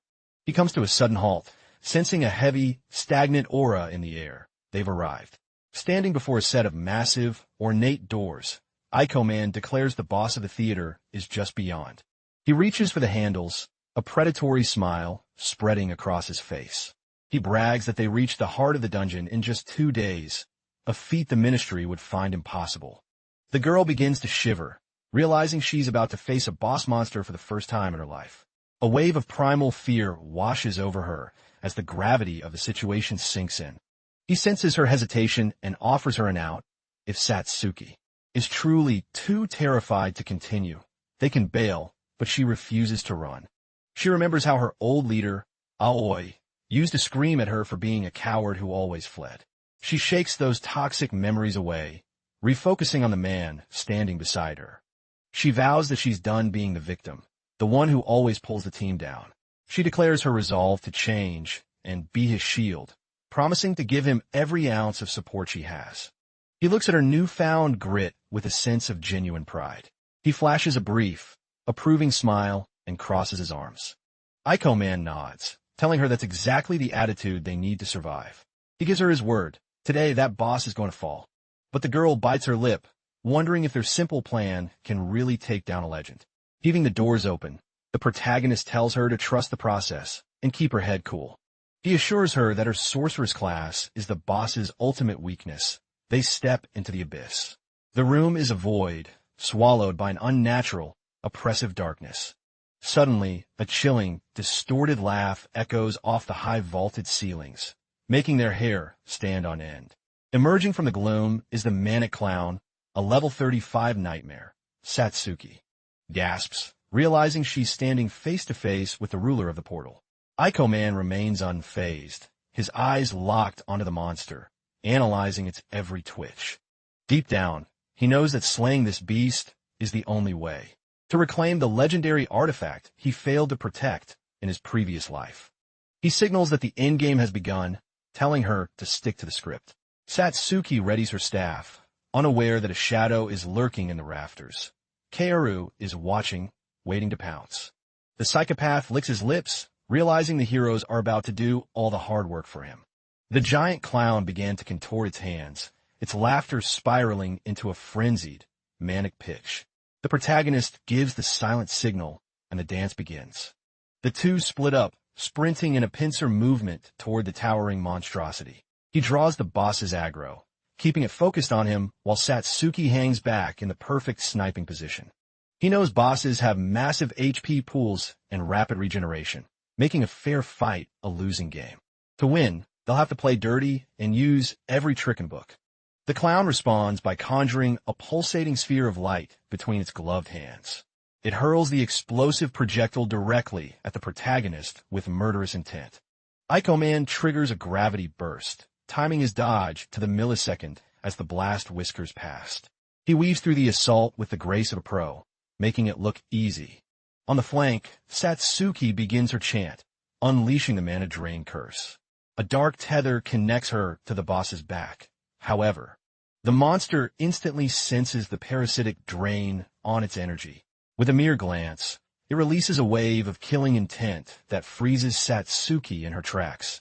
Aiko Man screams in alarm. He bellows for her to break the spell and get clear before it's too late. He warns her that the boss is about to trigger its lethal teleport strike. He explains that once the animation starts, it's undodgeable. Her only hope is to reach the center of the room. One of the clown's eyes flashes a brilliant neon crimson. Satsuki feels the temperature drop as a massive shadow looms directly behind her. The boss is inches away, its jaw unhinging to reveal a core of swirling, white-hot fire. Suddenly, it unleashes the inferno directly at the defenseless girl. But Aiko Man is already a blur, intercepting the blast and shouting that he's the one it should be worried about. The mana clown just keeps laughing, its eyes dancing with a chaotic, unhinged glee. On the flip side, Aiko Man keeps his eyes glued to the monster and casually dispels that blazing fire attack. Satsuki's heart races, realizing that the boss's attack speed is almost too fast for the naked eye. The protagonist decides it's time to reposition, leaping high and sticking a landing right on the clown's massive back. The boss's eerie eye flares again as it whips around to face its nimble adversary. It triggers its teleportation, instantly blinking into the air right in front of the boy's face. Ico Man clenches his teeth, noting with concern that the beast just spammed the same high-tier skill twice. Meanwhile, the monstrous clown readies a crushing blow, seeing the danger. The girl lets out a terrified scream for her partner to move. In a split-second reflex, he activates gravitational reversion, and a massive, shock-inducing explosion rocks the entire chamber. The monster just keeps cackling, though it clearly has no clue how its target survived. To its utter bewilderment, the protagonist is seen hanging, upside down from the ceiling like a ghost. But the boss's eye begins to glow for a third time. He mutters that this is a bit sweatier than he expected, but everything is still falling right into his trap. The girl flashes back to when she nervously asked him if they were really going to avoid direct attacks. But the protagonist had warned her that this boss is a high-speed glass cannon when it comes to magic. He explained that if they charge in blindly, they'll be turned to ash, but if they try to kite it from afar, it will just teleport instantly to close the gap and execute its kill move. However, even a nightmare boss like this has one fatal, exploitable flaw. Snapping back to the present, Satsuki unleashes her mana drain once more. The clown glares at her, its eye wide open. Sensing its moment to strike, it focuses all its malice on her, paralyzed with fear. The girl whimpers that it's too close and that Ico Man won't make it in time to shield her. Mentally, the protagonist just smirks, thinking, checkmate. The boss thrusts its palm forward, channeling every ounce of its power into a final incineration spell. The girl squeezes her eyes shut, bracing for the impact of the flames. But the fire never comes. The spell sputters out into nothing, smiling. The protagonist declares that the big guy has finally run completely out of mana. Those flashy fireballs and teleportation spams aren't cheap. They drain the boss's reserves to zero. And without its mana-heavy skills, this terrifying clown is nothing more than a giant, defenseless target. The monster panics and tries to make a run for it. However, Ico Man isn't about to let his prey escape the trap.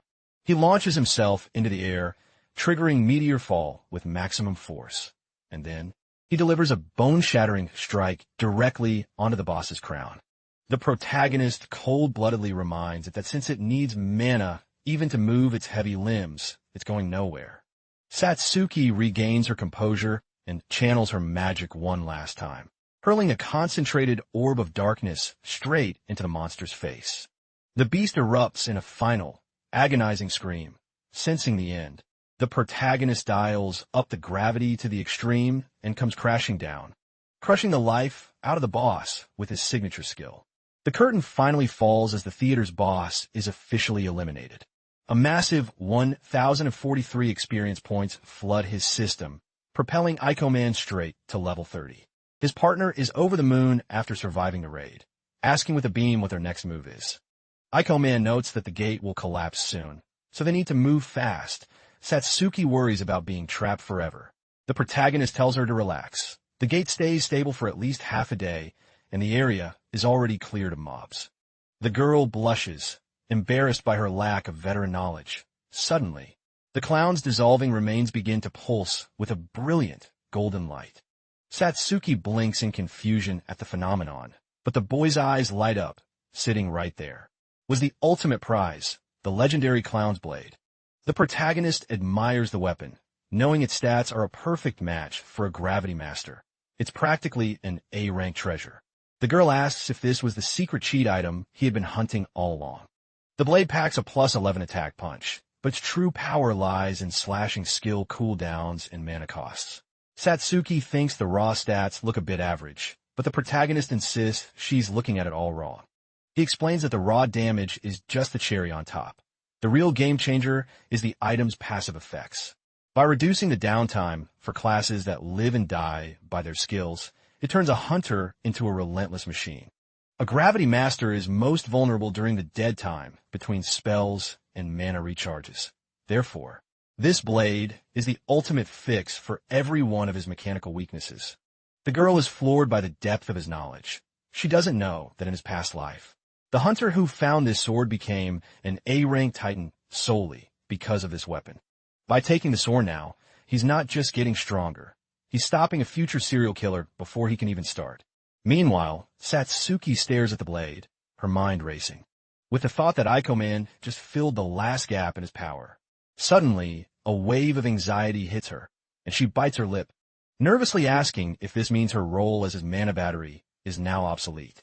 Aiko-man reassures her that the blade helps, but it doesn't give him infinite mana. He asks if she's still down to be his partner. Still eyeing the shiny new weapon, the girl gives a small, determined nod of agreement. Aiko-man is a bit confused by her sudden intensity, while the girl huffs, declaring they are now in a race for power. He just laughs, and realizes that with his new level, he has a mountain of skill points to invest. Determined to reach the pinnacle, he dives into the exclusive Gravity Master skill tree, weighing his options. He carefully selects his next upgrades. A few moments later, he smiles, satisfied with his new combat build. He boosts gravitational magic to level 2 and hammers his manipulation up to level 3. The system chimes as he unlocks a brand new offensive spell, Super Gravity Bullet. He's relied on pure manipulation until now, but this blade makes magic so much easier to spam. He's itching to test out his new firepower, but suddenly, a dark figure emerges from the gloom, mocking them for finishing the job just a bit too early. Kaoru sneers, seeing the boss has already been dealt with a predatory glint in his eyes. The creep remarks that the rookie must be hiding some serious power. Aiko-man's muscles tense. He knows this is the worst possible time for an ambush.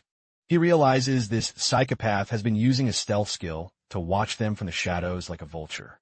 The guy was clearly waiting for them to die or exhaust themselves so he could swoop in and scavenge the loot. Remembering all the backstabbing vultures from his past life, Aiko-man narrows his eyes and demands to know exactly who this intruder thinks he is. In that heartbeat, a sense of grim recognition washes over him.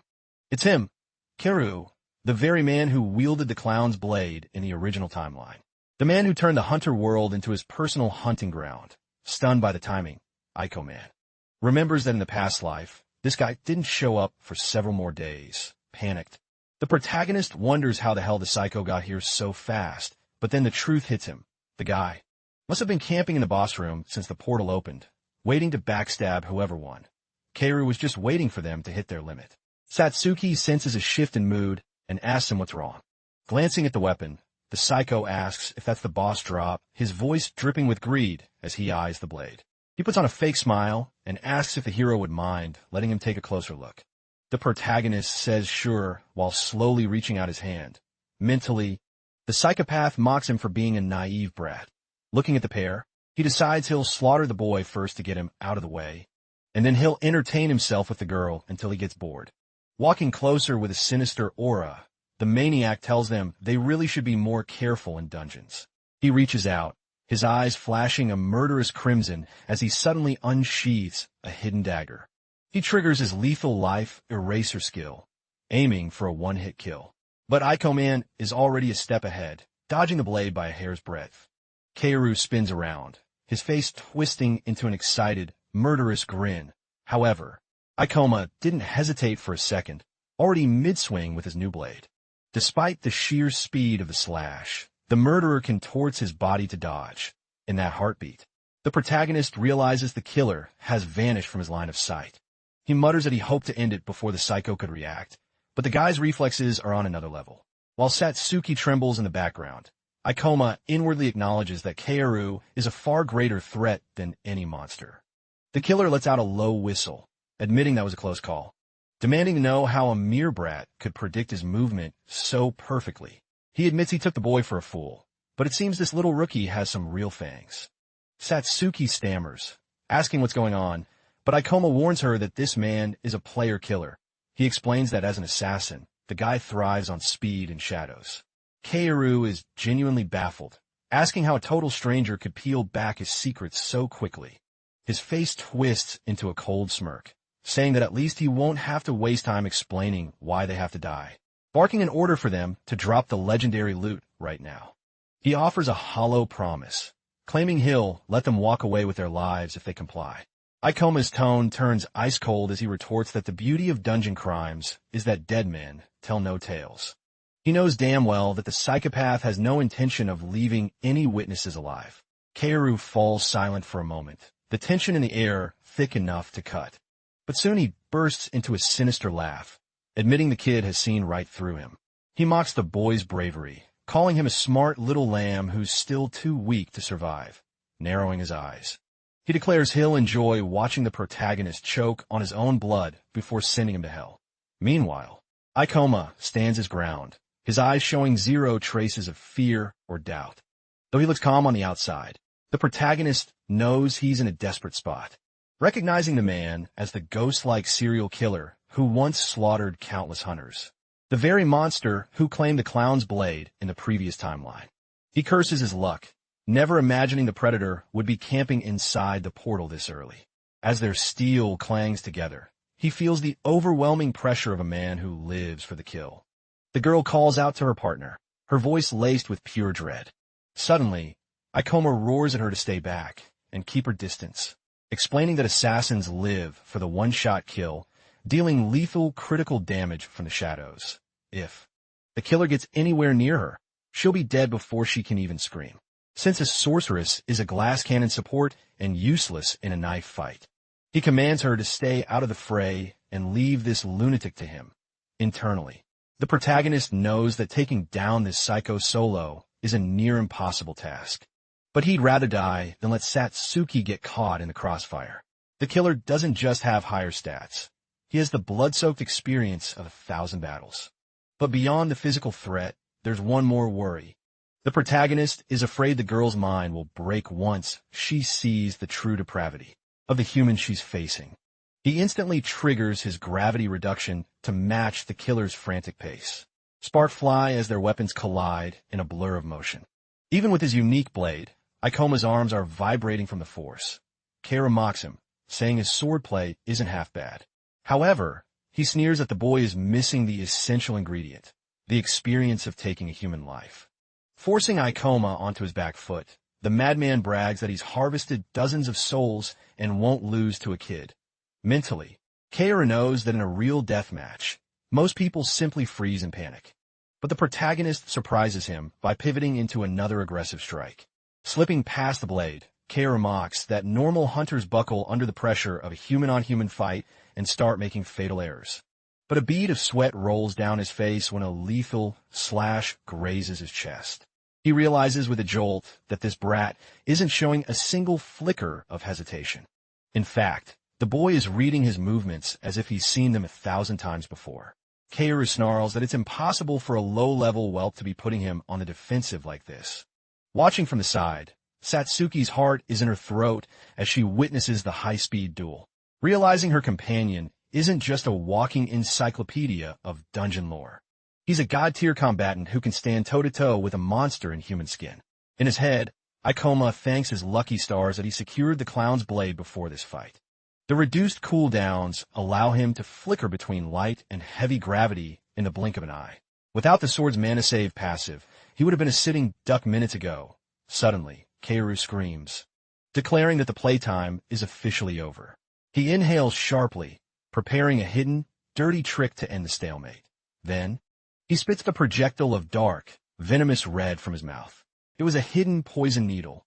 Luckily, Ikoma's heightened senses catch the glint of a needle midair. With impossible precision, he bats the projectile away with the flat of his blade. The killer's eyes widen in absolute horror, gasping that it's impossible to block that at point-blank range. While he's still reeling from the shock, he sees the boy lunging forward. He tries to dodge, but Ikoma was already 3 steps ahead, predicting the escape and cutting off his path. A shallow red line appears on the killer's cheek. Losing his cool, he shrieks that the brat just got a lucky break. Lunging back with a frenzied strike, Kaoru swears he won't miss a second time. In contrast, Ikoma remains unervingly calm. The killer triggers his life eraser ultimate, aiming for the protagonist's throat. But Ikoma counters with a burst of maximum gravity, slamming the pressure down so hard it knocks the dagger right out of the maniac's hand. The killer stumbles, his fingers numbed by the sudden, crushing weight. The protagonist calmly breaks down the killer's move, explaining how the skill forces his arm into the most efficient killing path. Kaoru is losing his mind, terrified by how this kid knows the mechanics of his secret skills better than he does.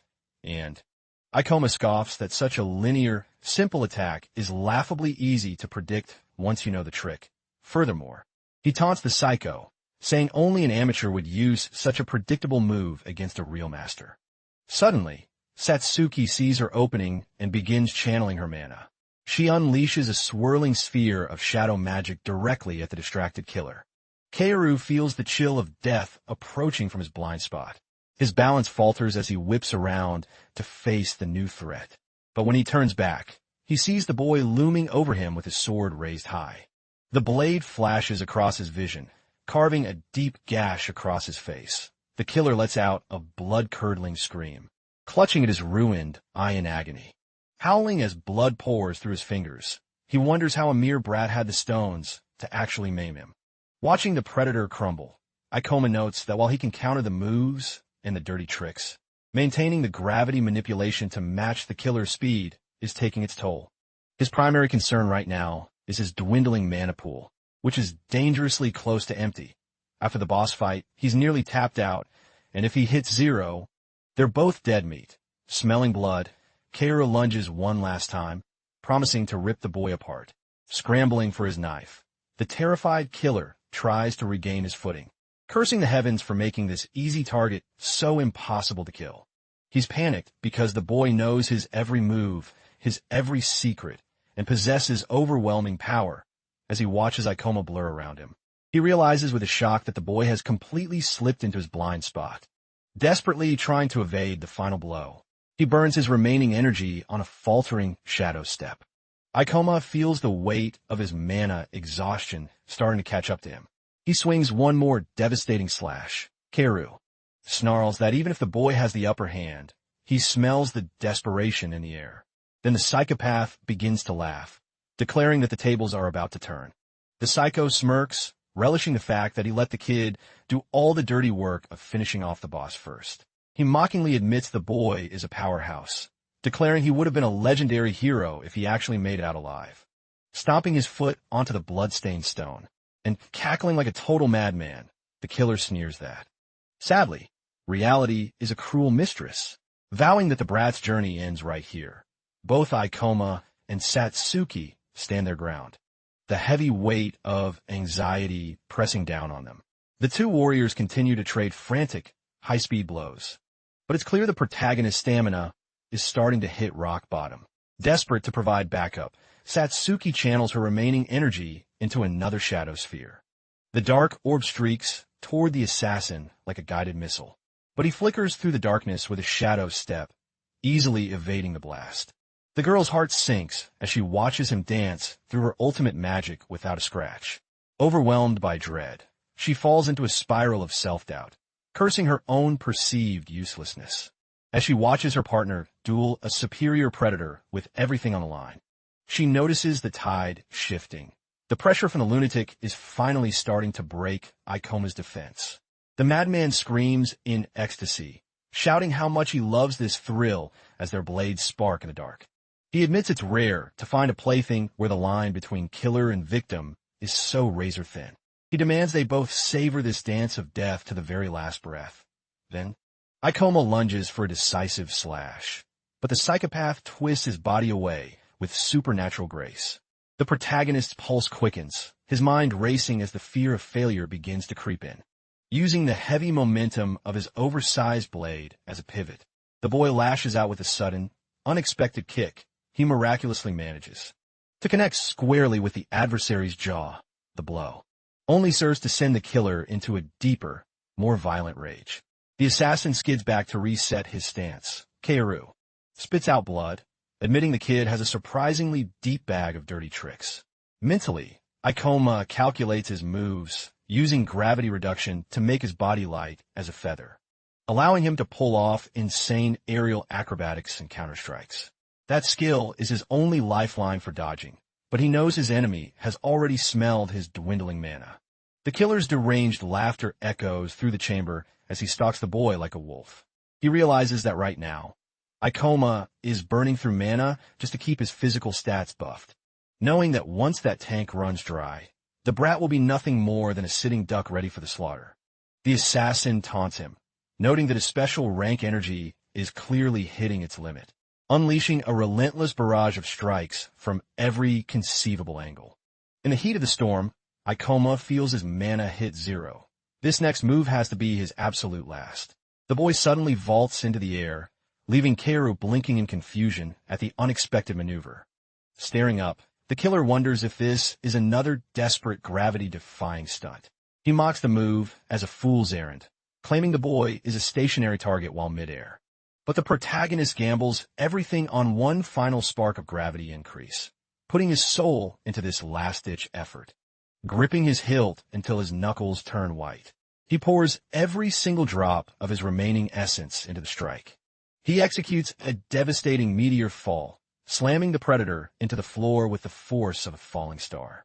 Struggling against the crushing pressure, Kaoru gasps in disbelief at the raw power pinning him down, realizing that no matter how much he strains his muscles, he cannot move a single inch.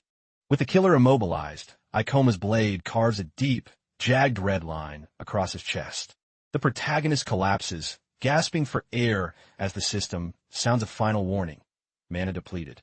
His partner rushes to his side, her voice trembling as she calls out his name. She cries out in relief that he actually did it. He won.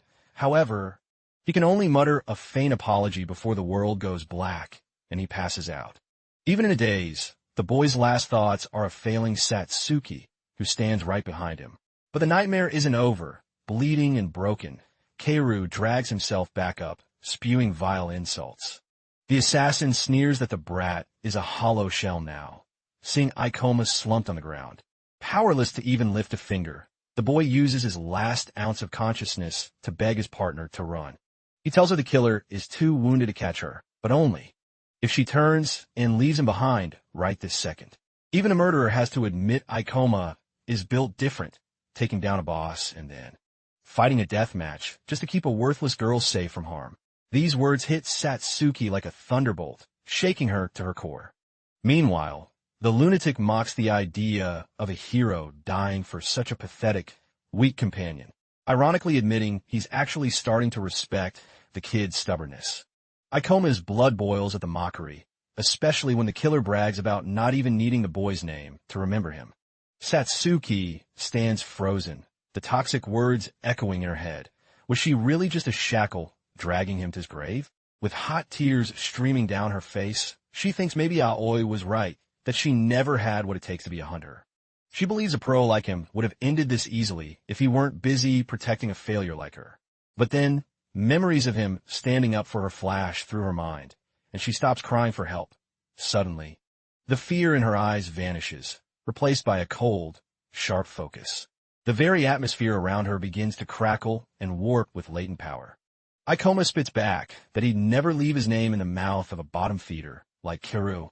The killer sighs, saying it's a shame because he's actually grown quite fond of the brat. Claiming Ikoma is the first person to ever earn his true admiration, so he'll make sure to memorize his face before he dies. He hoists his dagger for the execution, but out of nowhere, the girl manifests a shadow sphere more intense than any before. The assassin's instincts scream. He can feel the lethal change in her energy.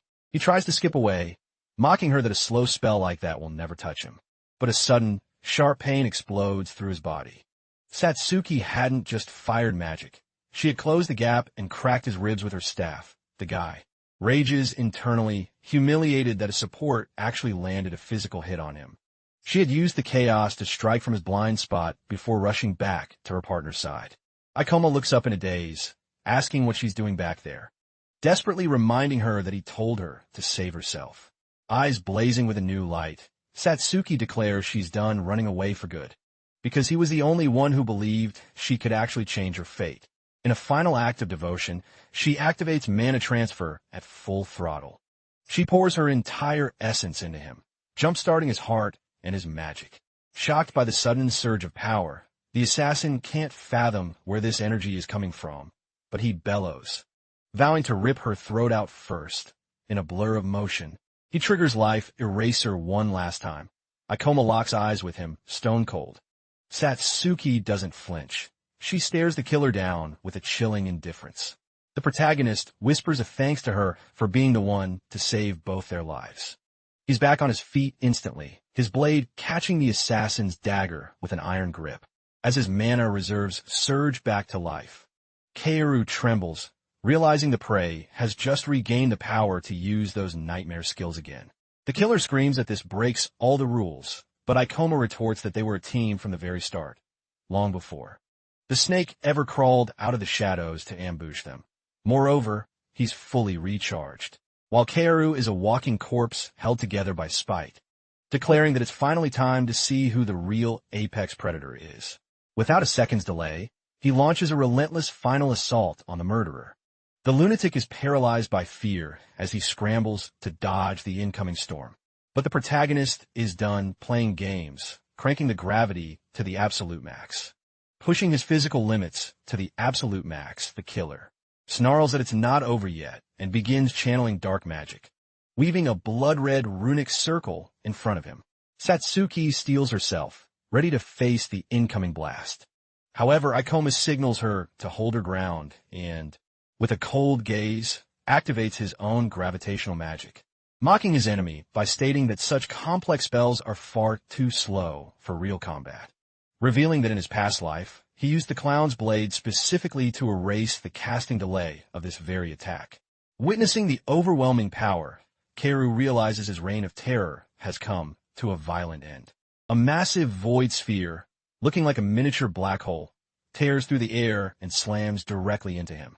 Kaoru's last thought is a bitter lament, dying at the hands of a mere low-level brat.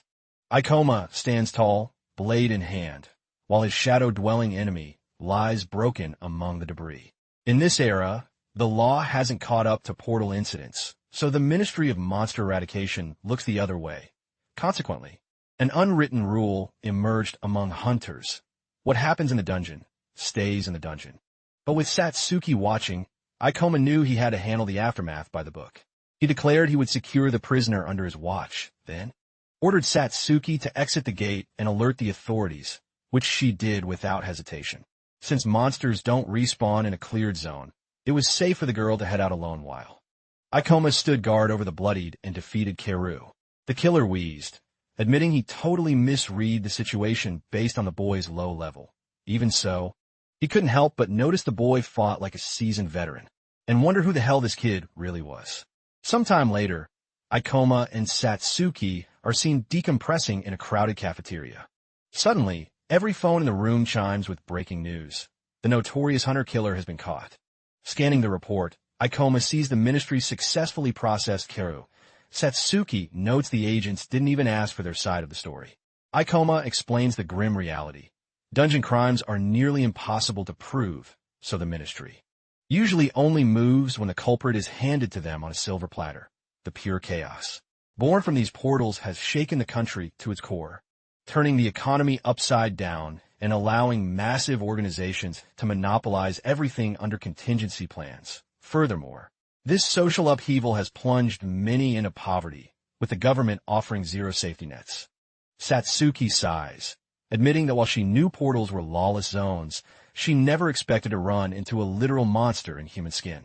He asks if she's finally scared, warning her that if she stays a hunter, this is just the tip of the iceberg. Looking at her, he realizes just how heavy this life is for someone like her. He gently suggests there's safer jobs out there if she wants to quit the hunter life, but Satsuki grips her glass, confessing she's terrified but doesn't want to stop. Ikoma sincerely thanks her for backing him up. She explains that inside that portal, she finally felt like a real partner, a feeling she treasures, and vows that no matter how scary it gets, she wants to stay by his side and grow stronger. With that, she beams at him, and Ikoma, a bit surprised, asks if she's truly certain about that. He extends his hand, officially accepting her as his comrade. Satsuki's face lights up as she nods enthusiastically. As they shake on it, Ikoma can't help but think she has a surprisingly pure heart. Satsuki, meanwhile, reflects on how naive and passive she used to be, always struggling just to keep up. She finally realizes why Aoi looked down on her, and frankly, she didn't like that old version of herself either. She's determined to evolve and leave her weak self behind. Recalling their victory in the theater, she decides that despite the life-threatening risks, there's no one else she'd rather raid portals within him. Ikoma offers a small smile, thinking she's quite pleasant. However, he feels a bit awkward as Satsuki starts radiating pure, unbridled joy at the table. He notes to himself that she's way more of a chatterbox than he first thought. Across the room, two people whisper while staring at them, one nudging the other. A woman holding a phone approaches, asking if they're the legendary duo everyone's buzzing about. The rookies who cleared a boss and bagged a serial killer in a single day. Suddenly, Ikoma realizes the entire cafeteria is staring at them. Utsunomiya suddenly appears, leaning in to tell them they've become the hottest topic in the entire guild. He pulls up his phone, showing them that while their names haven't leaked yet, every viral video and blog is obsessing over their mystery raid. The screen is filled with blurry footage and clickbait titles about the god-tier rookie, though the details are still mostly speculation. Even without the names, Utsunomiya explains that everyone has already connected the dots. Then, he points a finger at them, claiming he always knew they were destined for greatness. Crowding their space, he jokingly declares he won't leave until they agree to team up with him. Suddenly, Aoi cuts in with a sharp rebuke, announcing her arrival alongside the prestigious Thunder Knights. Aoi puts on a sweet smile for Satsuki, claiming she's been searching for her everywhere. She grabs Satsuki's hands in a fake show of affection, unloading a practiced apology for being too hard on her the other day. She spins a story about how much she missed her, claiming they're best friends, and that their little falling out must have been heartbreaking for both of them. Aoi's smile turns greedy as she asks how much gold Satsuki banked from that hidden portal, noting that her level must have skyrocketed. She tries to reclaim her right to the girl, but Satsuki cuts her off, whispering to Ikoma that they should bail before the crowd gets worse. Aoi and Utsunomiya are left hanging, desperately calling out for them to wait. Ignoring the noise, the duo makes a clean break, walking past a sleek car. Satsuki asks Ikoma if she seemed cold for ditching her friend, and he asks if she's really okay with leaving things like that. Satsuki firmly states that a girl like Aoi was never a true friend. Instead, she shifts focus to the insane view counts exploding on the latest portal videos. The screen shows millions of hits on a clip of the rookie facing the killer. Satsuki explains that portal streaming is the biggest trend since everyone loves the thrill. However, Ikoma finds the whole HunterTuber thing reckless, as it prioritizes clicks and cash over actual survival. She looks shocked, jokingly asking if she should go ahead and unfollow all those channels now.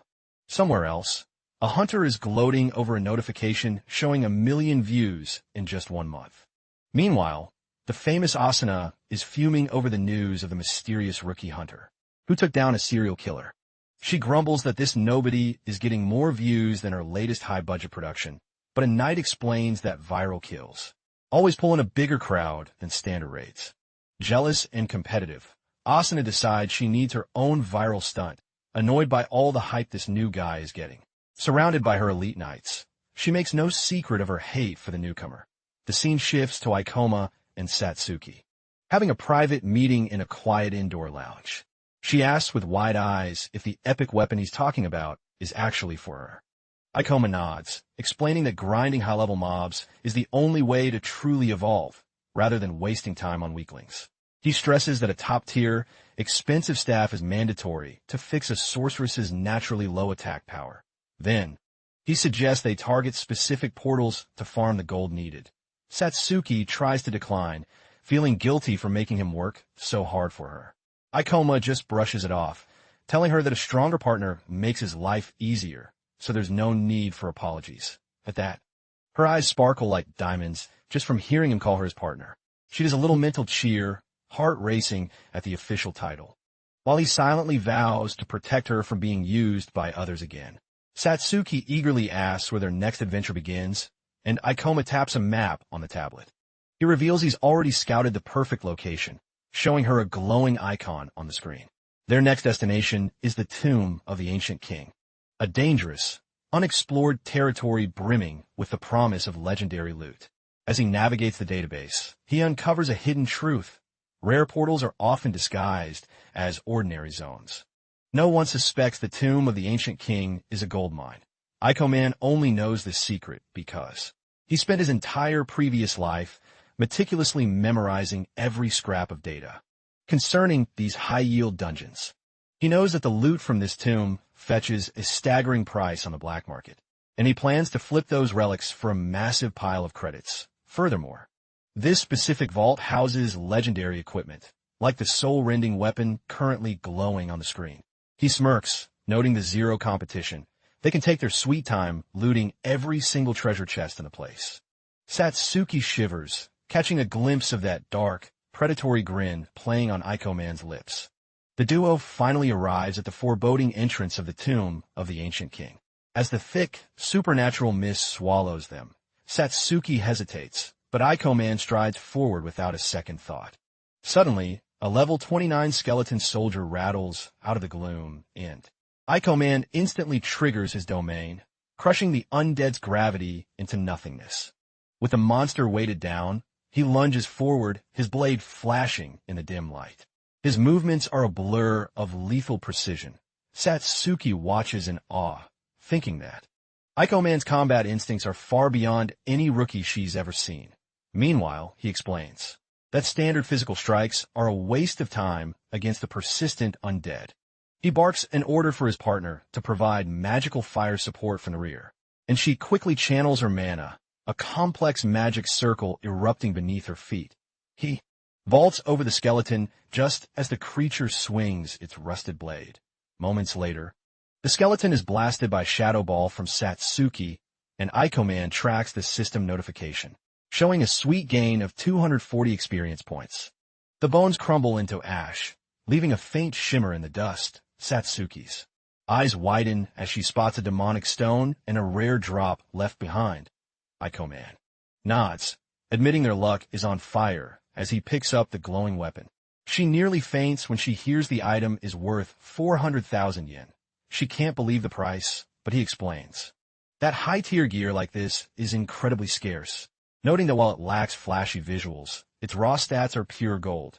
She asks about their target, and he coolly states they need 3 million yen for a weapon that won't break on them. Satsuki is absolutely floored by the astronomical 3 million yen goal. He tells her that easy loot rare portals don't just grow on trees, so they have to squeeze this place dry. Additionally, Aiko-man points out that the sheer volume of treasure will make transportation their biggest challenge. He maps out a 3-day marathon of exploring and hauling loot back and forth from the dungeon. Satsuki does the math in her head. That's a jaw-dropping 1 million yen in profit every single day. She mutters that this is way more than any normal salary she's ever heard of. Suddenly, the echoing clangs of a battle reach their ears, suggesting they aren't alone. And Aiko-man decides it's time to investigate. Just around the corner, a knight and the famous Asuna are squaring off against a withered mummy. The knight charges in first. He pins the monster down and tells Asuna she's clear for the killing blow, while she turns to her manager to ensure the camera angles are perfect. The manager knight signals that the live stream is live and the frame is set. Then, he tells the girl to make it look flashy with her fire magic. Asuna strikes a pose, her weapon erupting in a vibrant fire aura that lights up the corridor, playing it up for her thousands of viewers. Soon, she leaps toward the mummy, delivering a cinematic strike that looks like something out of a movie, bathed in high-definition flames. The mummy collapses into a heap of burnt rags as Asuna finishes her performance. She flashes a practiced, idol-like smile at the lens, announcing to her fans that she's exploring an untouched tomb today. She brags about her one-shot kill, giggling that this dungeon might be too easy for a star like her. Aiko-man and Satsuki watch the show, realizing they've stumbled upon a portal streamer. Satsuki whispers that she recognizes the girl. Asuna is a major influencer in the hunter world. Aiko-man's expression instantly sours as he watches the theatrical display. Satsuki remembers his disdain for this kind of content creator behavior, knowing he hates how they prioritize views over survival, acting as if these death traps are just playgrounds. Hatred for streamers. Asuna senses eyes on her. She spins around and spots the duo on the stairs, her face twisting in annoyance.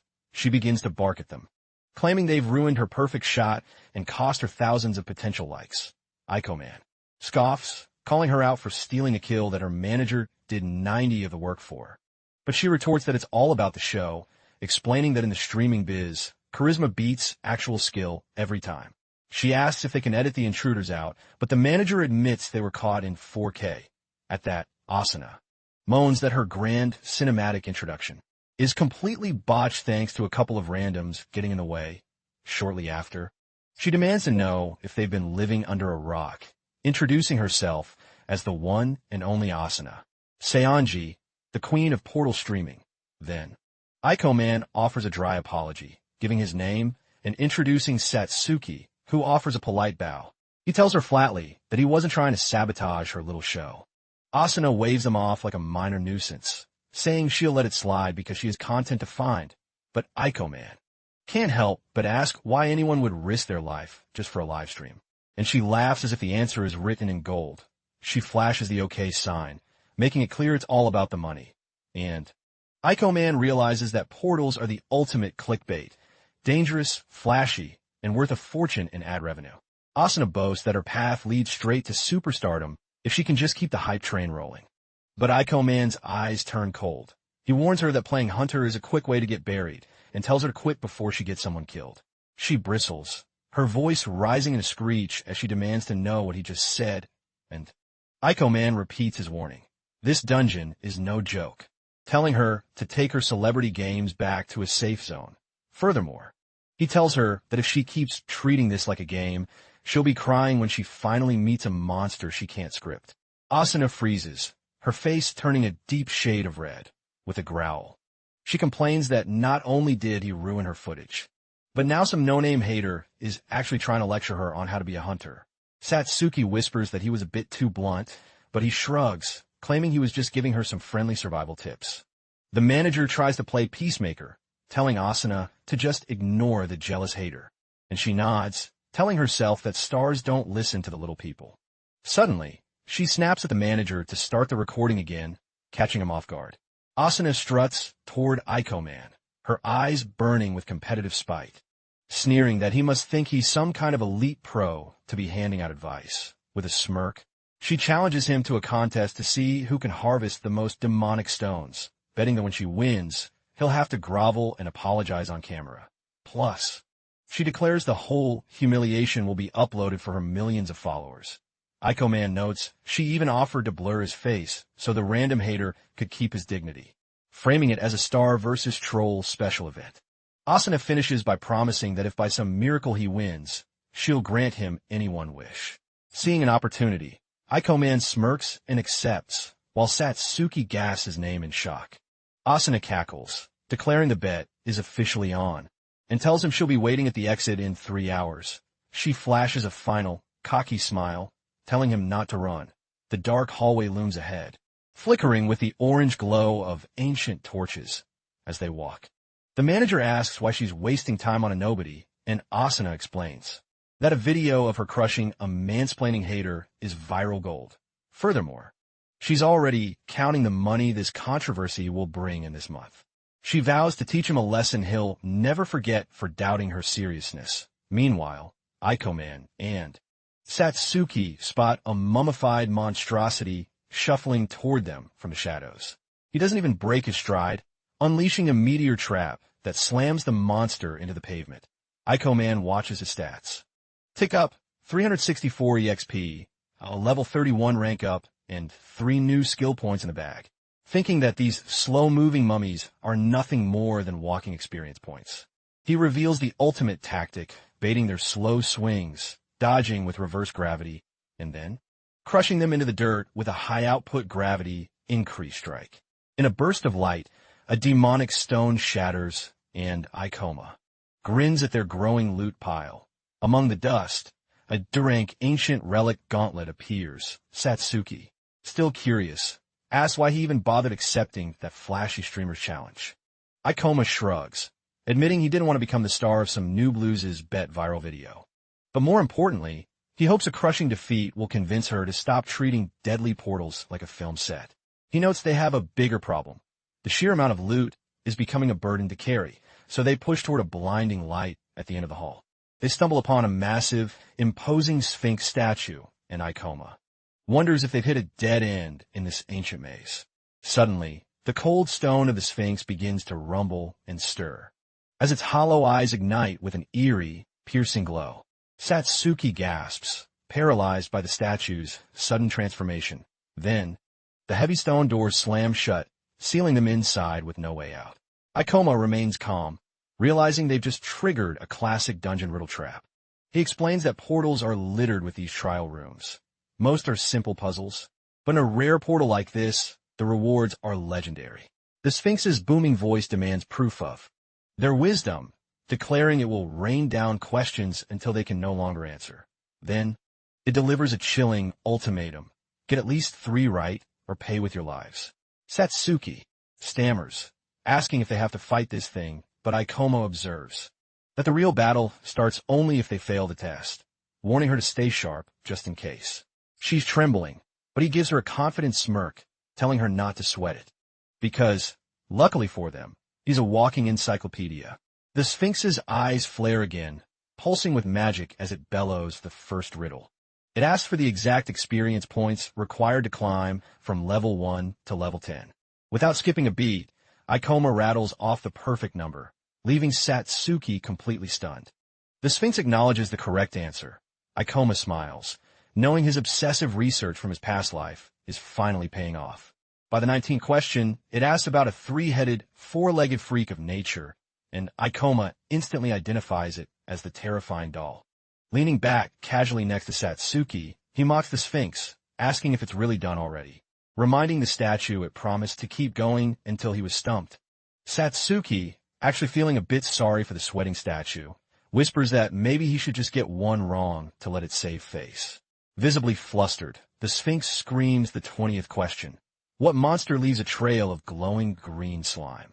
Ikoma scoffs, stating flatly that no such monster exists in the wild at this point in time.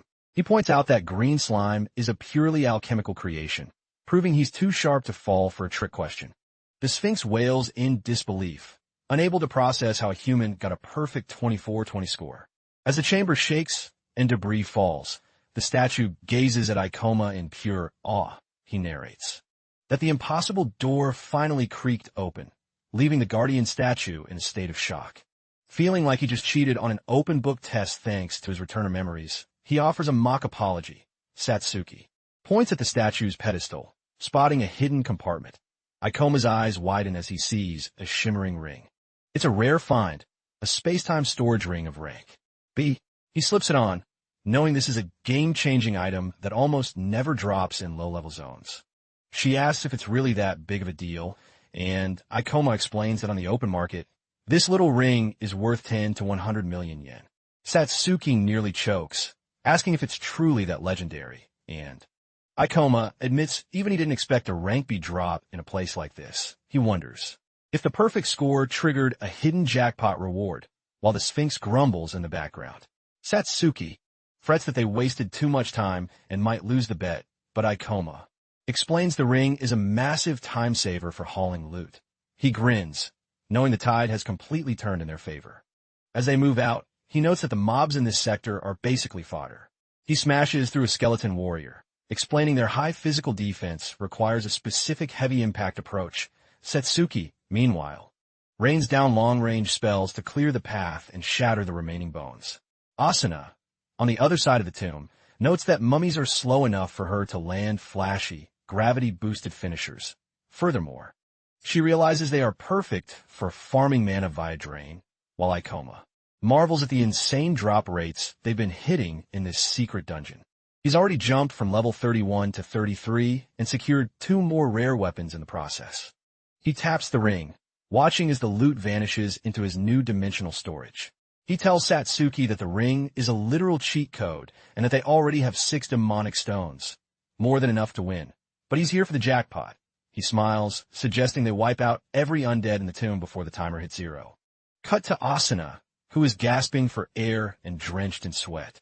She cheers as her team finally downs another elite mummy. She complains to her fans that these tanks are way more annoying and durable than they look. Her knight checks the clock, noting they've only bagged 2 kills and are falling way behind schedule. He grumbles that they're off their game, but whispers to Asuna that the amateurs are probably struggling even more. Asuna briefly considers just bribing Ikoma to pretend he lost the challenge for the sake of her channel. But her manager shuts her down, telling her they need to stop producing fake, scripted content. Ikoma, with Satsuki trailing behind, casually strolls up to a shocked Asuna, who snidely remarks he must be lazy if he has time to just wander around. She scoffs, claiming she's doing great and hopes he's at least managed to find a single stone. She offers him a pity out, saying she'll cancel the bet if he just grovels and apologizes now. Ikoma simply ignores her and taps his rank B storage ring. Asuna lets out a literal scream, as a literal mountain of high-tier loot and demonic stones erupts from the ring, bathing her in a golden glow. Stunned, she stammers, asking how he gathered so many stones and where the hell he got a rank B dimensional bracelet. Ikoma just gives her a cool, mocking smile, asking if there's a problem with his score. Speechless and humiliated, Asuna remembers her cocky offer to forgive him if he apologized. In a fit of rage, she declares the war isn't over and barks at her manager to follow her as she storms off into the deeper floors. Satsuki asks why he had to be so mean to her, and he replies that he was just giving her a little competitive motivation. But he quickly adds that he hopes she doesn't do anything stupid in her desperation. Satsuki asks him again why he's so hostile toward portal streamers. He clarifies that it's not the streaming he hates, but the casual, half-hearted attitude they bring into a place that wants to kill them. He continues, his voice turning grim, stating that one wrong move in a portal means a permanent game over, and that's why treating it like a game for fame is a death sentence. He uses Asuna as the prime example of someone chasing clout over survival, and Ikoma warns that if she doesn't find her hunter's resolve soon, she'll pay a price she can't afford when things get real. Desperate to win the bet, Asuna realizes she needs a miracle play to flip the script. She knows she's losing the stone count, so she starts planning how to trick him into a different kind of wager. Her manager warns her that they've pushed too deep and their mana is in the red. However, she snaps back that they have just enough for the exit and refuses to tuck tail and run now. She growls, wondering who he thinks he is to say she doesn't take this life seriously. A flashback triggers. 8 years ago, a city burns as explosions rip through the skyline. Back then, the world was a nightmare of chaos, and every portal break left behind a trail of bodies far worse than anything seen today. With a massive beast looming over her, a young Asuna begs for help. She and a small boy cower as an orc brutally murders their parents right before their eyes. She screams, running for her life. She gripped the boy's hand like a lifeline while all around them survivors, huddled in makeshift bunkers, parents desperately shielding their children. Two strangers watched the orphan pair, who sat in shock, having just lost everything. The young Asuna stared at phone screen, watching a broadcast of the country's 5th rank A hero, Ms. Khan. At that exact moment, Asuna vowed to never feel that pathetic helplessness again. She chose to become a hunter to seize her own power. She reflects that she never expected to be a star or talk to a camera. But surprisingly, the attention and the strength it brings are the only things that make her feel alive. She finally found joy in becoming a beacon of hope for those paralyzed by the terror of monsters. She confessed she never expected to reach the god-tier levels of legendary hunters, but she yearned to walk in their footsteps. She wanted to be the one offering strength and courage to her viewers, with a surge of resolve. She vowed she wouldn't let anyone question her dedication. She was going to force Ikoma to eat his words. Turning to her manager, she noted their current footage was lacking and insisted they hunt down a truly massive threat. She charged toward a thunderous noise echoing through the halls, convinced that a giant monster was exactly the viral break they needed. As she sprinted, she boasted to herself that her luck had never failed her before. Her companion cheered her on, even as he secretly worried about their dwindling escape options. Suddenly, a nightmare manifested from behind a crumbling wall. She grinned, thinking the ultimate money shot for her stream had finally appeared. But standing before her was a towering, golden titan, a pharaoh-like monstrosity bristling with weapons, looming over a mangled survivor. A system window flashed a blood-red warning. Level 40 Undead Pharaoh, the hidden boss of the tomb, frozen in fear. She stammered that a rank B boss had no business being in a dungeon of this level, realizing this was a death sentence. Then, her manager realized someone must have kited the boss here while fleeing for their life. He yelled that they had to abort, forget the stream, and run, Asuna could only nod in terror. She desperately hoped the creature was too massive to pursue them through the narrow corridors. The survivor, bleeding on the floor, let out a piteous cry for help. In that moment, Asuna felt like that helpless little girl again, trapped in a tragedy she couldn't stop. The trauma of the orc attack flashed back, overlapping with the heroic image of Ms. Khan. In a heartbeat, the true meaning behind her idol's message finally clicked in her mind. She gritted her teeth, declaring she refused to be the coward who runs when a life is on the line. Apologizing to her manager, she pivoted and charged back into the fray with a loud clang. She intercepted the pharaoh's lethal swing with her own blade. She barked at the survivor to get moving while she held the line. The hunter stammered a thanks and scrambled away. The boss let out a hollow roar, swinging its multiple blades in a whirlwind of violence. Suddenly, her manager didn't run. He stepped up to counterattack alongside her. He boasted that no dusty mummy's blows were going to lay a finger on him. He shouted enthusiastically that he was Asuna's #1 fan, leaving her completely bewildered mid-fight. The manager vowed he wouldn't abandon her. He admitted he wasn't a combat specialist, but he could damn sure be a human shield. As the pharaoh loomed like a shadow of death, Asuna gasped for air while shielding her fallen manager. The warrior threw up a barrier.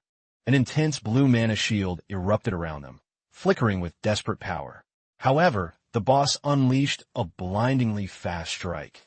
The impact hit the shield like a falling mountain, shattering the magical defense into 1,000 useless shards. Gasping in shock, Asuna realized the monster outclassed them in speed, strength, and raw killing intent.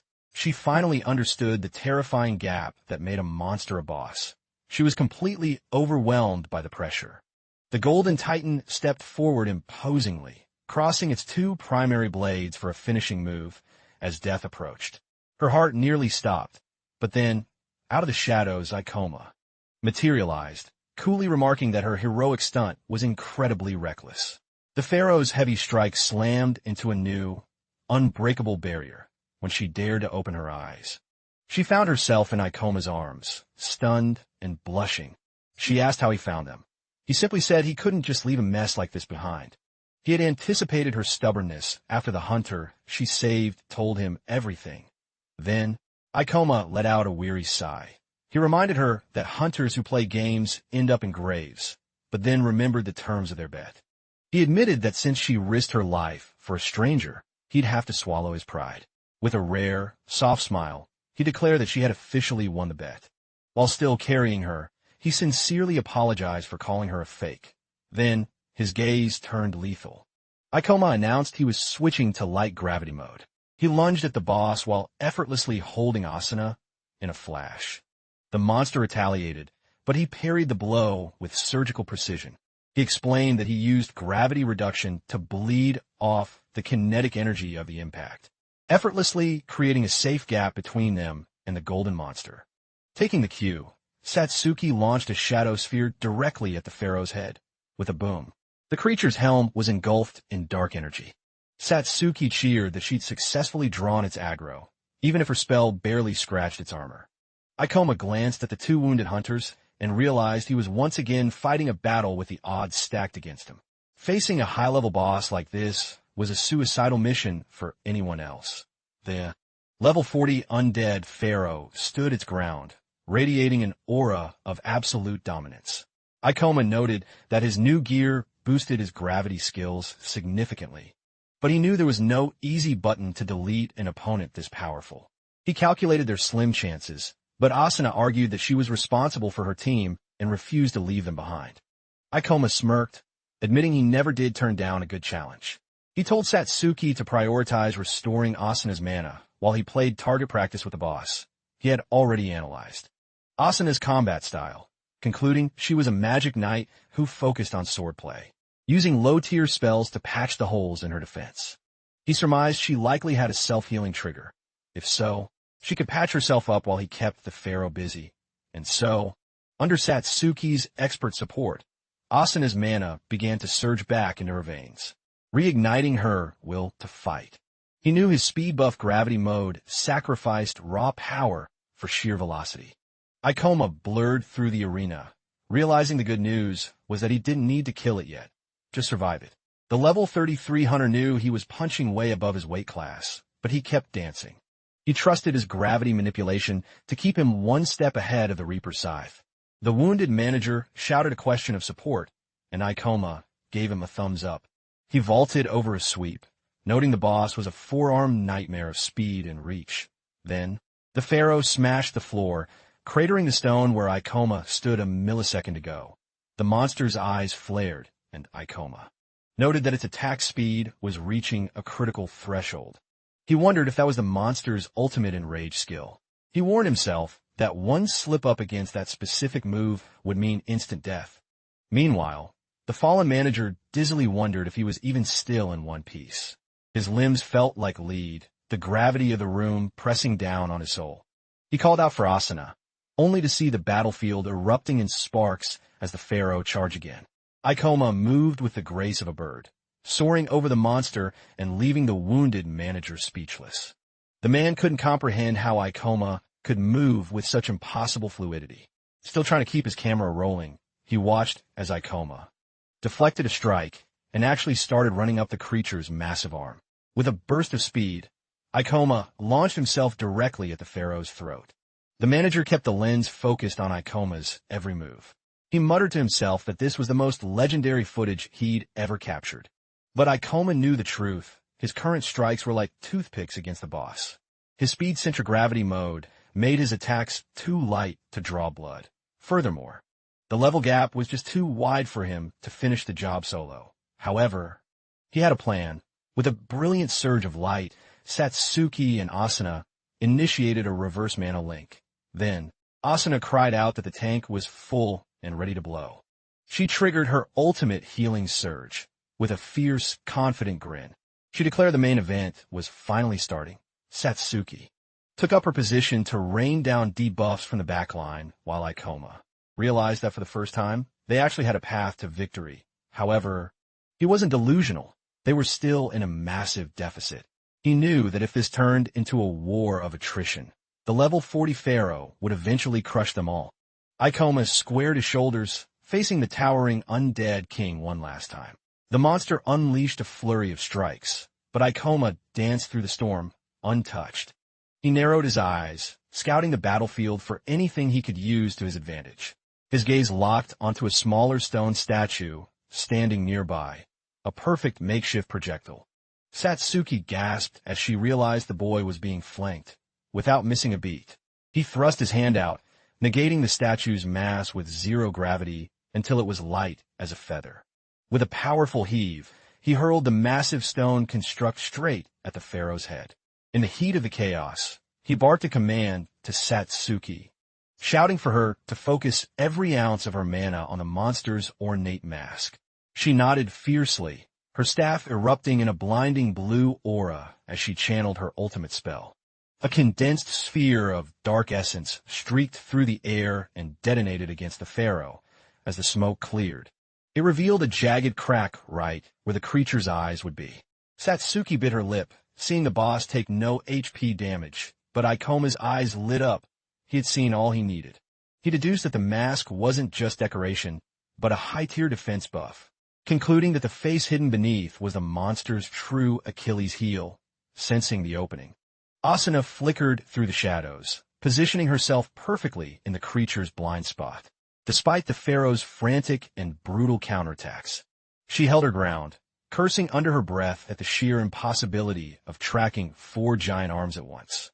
She realized that even with an elite team backing her up, just getting within striking distance was a nightmare. Marveling at how Ikoma had been dancing with his death god all by himself, suddenly, his voice cut through the noise, ordering her to shatter the mask with her sword skill while he pinned the titan down. He revealed that his weapon carried a passive armor break ability, the perfect hard counter for this boss. Asuna gave a sharp nod, her blade glowing with a fierce, incandescent light. Yet, a seed of doubt remained. Could one boy really immobilize a giant of this magnitude? Ikoma propelled himself off the ground, vaulting over the pharaoh's head like a gust of wind. He knew the monster's lethality came from those 4 chaotic arms. If he could neutralize them, the king would be nothing more than a stationary target. He saw the path to victory clear as day. with a roar of focus. He unleashed his gravity bind to snare the golden titan. He refined his technique, focusing the crushing force solely on the monster's limbs instead of its chest, with its shoulders locked in a gravitational vice. The pharaoh was helpless, unable to use its raw strength to snap the invisible chains. Ikoma smirked, noting that this niche strategy was specifically designed to humiliate multi-armed giants that relied on wide-reaching swings. Watching the boss struggle like a trapped insect, he prepared the stage for the final act. At that same moment, Asuna focused her spirit, knowing this was her one chance to prove her worth. She lunged forward, unleashing a tidal wave of energy from her glowing blade. The undead king took the full force of the blast directly to the face. The ancient gold mask finally buckled and shattered into a million pieces, exposing the horror beneath. The pharaoh's true face was a nightmare of multiple, twitching eyes and a cavernous, deformed jaw as they stared in awe. Ikoma noted the target was finally naked, while Asuna shuddered at the grotesque sight. Ikoma sprinted toward the beast, determined to finish the job while his gravity chains held firm. He flipped his gravity to reverse, performing an insane high jump to dodge a desperate swipe, shattering the stone floor beneath the pharaoh with the sheer pressure of his descent. He predicted the monster would throw all four arms into one final kamikaze strike, and he waited for that exact split second. As expected, the move forced the pharaoh to overextend and lower its head, leaving its soft, eye-filled face completely wide open, screaming that the show was officially over. He prepared to deliver the killing blow that would echo through the dungeon. Channeling every drop of mana, he triggered Meteor Fall, becoming a human comet that crashed directly into the pharaoh's exposed skull. As the dust settled, Ikoma stood tall with a smirk, holding a golden ring as the system announced his massive level up. Nearby, Asuna was already busy tending to the wounds of her fallen manager, while her other teammates stood by, shell-shocked by the battle. A soft light emanated from the boss's dissipating corpse, and Satsuki spotted a legendary drop near Ikoma's feet. She called him over, her eyes sparkling as she identified a high-rank magic staff. Without a second thought, Ikoma handed the glowing weapon to Satsuki, telling her it was her perfect match and save them a fortune in shopping trips. Satsuki gasped, asking if he was seriously giving her such a high-tier relic. He reminded her that he wouldn't even have his own gear without her help, then noted that even Asuna deserved a cut of the spoils for her bravery. Asuna shook her head, telling Ikoma he didn't owe her anything. She thanked him sincerely, admitting that without his intervention, they'd all be dead meat. She handed him the boss's demonic stone, but looked him in the eye with a small request. She asked him to call their bet a draw, and just forget the whole thing. Ikoma surprised her by admitting she had actually won, acknowledging her grit and skill. He confessed she was a true, respectable hunter, and took back every insult he'd hurled at her. Asuna's jaw dropped at his sincerity, and a warm smile passed between Ikoma and Satsuki. Then, he jokingly suggested she quit streaming to focus on being a pro, which earned him a playful scolding from Satsuki. When her manager grumbled that it was impossible to survive on a hunter's salary alone, Ikoma paused. The manager revealed the truth. Asuna's father was gone, her mother was bedridden, and she was the sole provider for 5 younger siblings. Asuna tried to hush him, but the man kept going, explaining the crushing pressure she was under to feed her family. Hearing this, Ikoma felt a pang of guilt and apologized for judging her, without knowing the heavy burden she carried on her shoulders. She turned away, hiding a blush, insisting she actually loved her fans and told him not to get the wrong idea. Asuna explained that her real goal was to bring a smile to people's faces, since portals had brought nothing but fear to the world, showing him clips of her hope-filled content. Ikoma gave a genuine smile and promised that from now on, he'd be her biggest supporter. Asuna's heart skipped a beat at his sudden change of heart. She stood there, silent and red-faced. Later, the 4 of them, Ikoma, Satsuki, Asuna, and her team, were seen giving their statements to guild officials in uniform. As the sun set, Asuna frantically checked her high-tech camera, praying her expensive gear survived the chaos so she didn't lose the footage. Her manager confirmed it was still recording, giving her a huge sigh of relief. Though, the warrior grumbled that they nearly died for a handful of stones and a few minutes of film.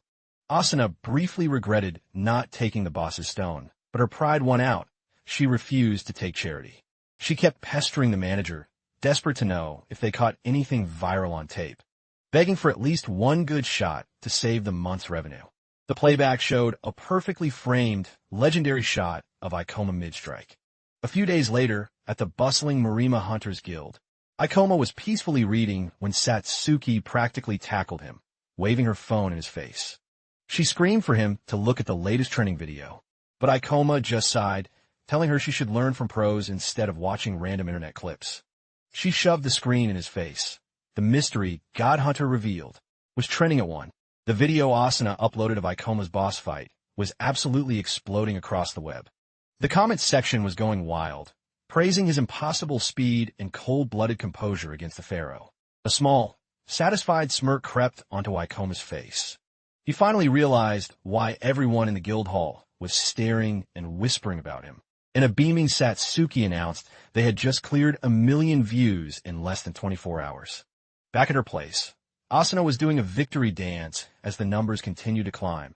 She was literally jumping for joy, screaming at the top of her lungs in celebration. Suddenly, her phone buzzed on the desk, displaying a name that made her heart stop. Ikoma Ichinos. Startled by the unexpected call, she took a deep breath and answered, remembering the information exchange deal they had made. Her heart sank when Ikoma's cold voice crackled through the speaker, bluntly demanding to know why she dared to post footage of him. Feeling like a villain, Asuna hovered over the delete button, but Ikoma paused, flashing back to the moment she had desperately tried to hush her teammate to hide the soul-crushing poverty her family was facing. He sighed and told her to forget it, admitting he was just surprised to see himself trending, a response that let Asuna finally breathe. Seizing the moment, she excitedly chirped about the insane view count the video was racking up. With a beaming smile, she even pitched a collab idea for their next high-stakes dungeon raid. But before she could finish her sentence, she realized the line had gone dead. Satsuki asked if she'd said anything important before he hung up, but he just shook his head, choosing to ignore the streamer's antics. Ikoma stared at his hands, realizing that if he kept this leveling pace, he might actually have a shot at his real mission. His ultimate goal was the Ring of Wisdom, a legendary relic once thought to be a myth. With that power in his grasp, he tightened his grip, knowing he could literally rewrite the history of this world. A moment later, the guild receptionist signaled him toward the terminal, confirming his jump to level 36, the exact threshold he needed to advance. Then, the system chimed as he was officially promoted to rank C, drawing a round of surprised applause. Shortly after, Ikoma and Satsuki stepped away from the desk. She couldn't hide her awe at his meteoric rise, and he thanked her, wishing for her to join him in the upper ranks soon. Behind them, the receptionist was reeling from the shock. Nobody in the guild's history had ever climbed the ranks this fast, and Ikoma knew his speedrun was only possible because of the cheat code knowledge from his previous life, knowing that the only way to power level is to hunt monsters that should, by all rights, be way out of your league. Then, Satsuki declared him the undisputed king of rank C and vowed to bleed and sweat until she could stand by his side as an equal. He looked her in the eye and dropped a bombshell. By the end of the month, he intended to be rank B. At that, Satsuki's jaw dropped at the sheer insanity of that deadline, worrying he was burning himself out and pointing out that even top-tier guilds lack hunters with that kind of growth. Finally, Ikoma confessed there was one specific treasure he was hunting for. To claim it, he needed clearance for the Library of Illusions, a hellish high-level zone that was strictly off-limits to anyone below rank B. He revealed that the hidden boss of that dungeon, a nightmare no one had ever managed to slay, held the Ring of Wisdom. Satsuki blinked in confusion, demanding to know how he could possibly know the loot table of an undefeated boss. She asked if this relic was the key to everything he'd been through, and Ikoma gave a grim nod. He suspected the Ring of Wisdom was the focal point connecting their world to the appearance of the gates, a revelation that made Satsuki realize just how high the stakes really were. He explained that in his past life, the ring was a priceless artifact that vanished into thin air before any scientist could unlock its secrets. Back then, the world's greatest minds used its faint energy to track the origin of the portals. and though the clock was ticking, he was determined to secure it before it disappeared again. He told her flatly that this was his burden to carry, and she didn't have to risk her life for his personal crusade. Satsuki wouldn't hear it, reminding him that he had basically built her into the hunter she was now. Furthermore, she whispered that feeling useful to him was the best she'd felt in years, earning a rare moment of genuine gratitude from Ikoma. Still, she worried that hitting rank B in weeks was impossible given the strict raid requirements. He just smirked, telling her the plan was already in motion. With that, he declared they were about to build a raid record that would leave the guild's jaw on the floor. The boss-slaying marathon began. First up was the level 32 Red Troll. Ikoma didn't even break a sweat, deleting the beast in a single, gravity-boosted strike. Next, Satsuki unleashed her power to execute the level 30 Siren Queen. Then came the level 36 Spider Ogre, which was promptly crushed into paste by Ikoma's meteor fall. With that, Satsuki's stats exploded, jumping from level 32 to 35. Shaking her head in disbelief that they had cleared 3 boss-tier portals in just 14 days. Even though the bosses were mid-tier, Satsuki was baffled by how easy he made it look, but Ikoma reminded her that to anyone else, these raids would be a literal suicide mission. He explained that at this stage, bosses follow rigid, predictable scripts that are easy to exploit if you know the code. Furthermore, he revealed he had mapped out every easy gate in the capital, pulling up a curated hit list of dungeons he'd prepared beforehand. Showing the map on his phone, he noted they'd already checked off 5 level 30-plus portals in record time. When they returned to the guild, the receptionist's hands were shaking as she processed the data, unable to fathom such a legendary streak. She stammered that a rank B promotion required a brutal series of evaluations and promised to contact them once the board reviewed the carnage. Suddenly, a wall of muscle named Mr. Okami stomped over, barking with pure indignation about whether some snot-nosed kid actually thought he was rank B material. Ikoma sized him up, noting the prestigious badge on his chest, and asking if he was one of the guild's dogs. Then, it was explained that top-tier hunters often sign exclusive, high-stakes contracts with the association. The man growled at the receptionist, reminding everyone that exclusive hunters like him handle portal security, emergency response, and even have a say in internal promotions. Essentially, he held the keys to the kingdom. Okami spat that it was a joke for a rookie like Ikoma to even look at rank B. However, the receptionist pointed out that Ikoma was already touching level 40 and had a boss-clearing record longer than most veterans. Okami's eyes nearly popped out, realizing this kid had been soloing bosses while others were still farming slimes. He gritted his teeth, remembering it took him 7 grueling years to become the sole rank B at the Marima branch. At that, jealousy flared as he wondered how a teenager could be nipping at his heels so soon. Seeing the murderous look in the veteran's eyes, Ikoma realized this was going to be a bureaucratic nightmare. Okami loomed over him, sneering that a pretty boy like him couldn't possibly know what real rank B danger felt like. Ikoma knew that without this gatekeeper seal of approval, his promotion at Marima was dead in the water. But backing down wasn't an option, especially since guild rules forced you to apply for rank-ups in your home district. Thinking of Satsuki's unwavering support, he resolved to stand his ground. With that, he looked the giant in the eye, called him by name, and demanded a logical reason for blocking his path. The hunter leaned in, his shadow engulfing Ikoma, and snarled that rank B isn't a playground for arrogant rookies. He aggressively barked, demanding to know if Ikoma actually respected the life-or-death responsibility of being a hunter, or if he was just playing a game. Meanwhile, the rest of the guild began to whisper, rolling their eyes at Okami's usual power-tripping. Ikoma didn't flinch, instead asking how many 17-year-olds in history had actually reached rank B. Okami blinked, completely thrown by the question, and asked what kind of nonsense the kid was babbling. Ikoma calmly cited the 15-year history of the gates, noting that exactly 6 teenagers had hit rank B in that time, and asked if, by Okami's twisted logic, those legendary heroes should have been denied their rank too. At that, he declared that since he met every technical requirement, Okami better have a better excuse than age before trying to stop him.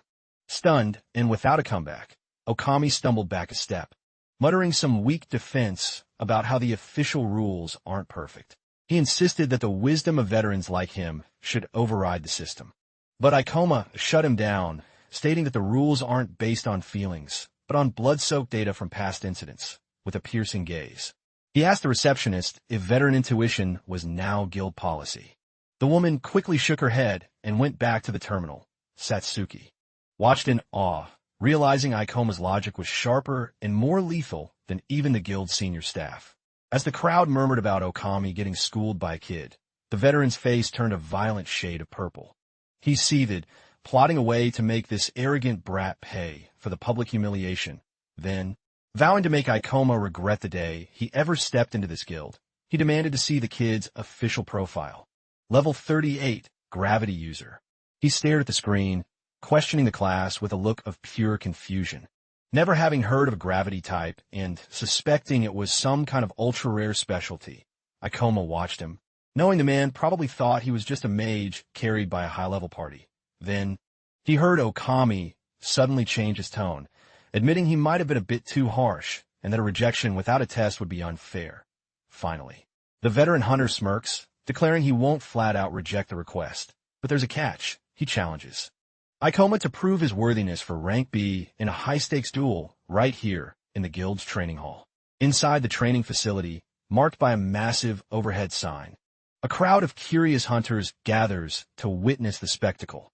Okami lays down the law, vowing that the promotion only happens if Ikoma survives their clash. Otherwise, his application is trash. Meanwhile, spectators whisper about Okami's brutal reputation, recalling how his past tests nearly ended in fatalities. Others mutter that Ikoma is walking straight into a trap, since Okami is known for using these duels as a convenient excuse to blow off steam and crush rookies. Satsuki, hearing this, looks at her partner with visible dread and anxiety. Okami glares at Ikoma, his mind still burning with rage over the verbal beatdown he received earlier. Comparing their stats, he notes Ikoma is only level 38 while he's a seasoned level 47 powerhouse. Suspecting he's facing a fragile mage, Okami convinces himself the kid was just carried to this level by a high-ranking party. He puffs out his chest, bragging about his beast warrior class, which pushes his physical strength to monstrous levels. With a predatory grin, he plots to break the boy's spirit in front of everyone, ending his hunter career before it even begins. Ignoring the taunts, Ikoma calmly pulls up his translucent system interface. Watching him closely, Okami assumes the kid is prepping some fancy combat-oriented spells. Knowing he can't afford a single mistake against such a high-level bruiser, Ikoma decides to dump his save skill points into his core magic. He spends 25 points to evolve gravitational manipulation to level 4, banking on a massive physical stat boost it provides. While he'd rather keep specializing in pure magic, he realizes survival comes first and locks in the upgrade. At that moment, Okami sneers, accusing him of being a spoiled brat who hoarded points while living a sheltered life. With a venomous sarcasm, he warns that accidents happen in the ring and tells him to be careful. Ikoma simply offers a dry thanks for the tip before drawing his blade with eyes like cold steel. Okami prepares to put on a masterclass of dominance for the onlookers. He flashes a dark smile, absolutely determined to ruin Ikoma's reputation and banish him from the hunter world forever. And that's it for today, everyone. Did you enjoy this intense recap? I am totally hooked. If you're dying to see what happens in the next chapter, hit that subscribe button and smash the like for your favorite hunter. Catch you in the next story, guys. Don't miss it.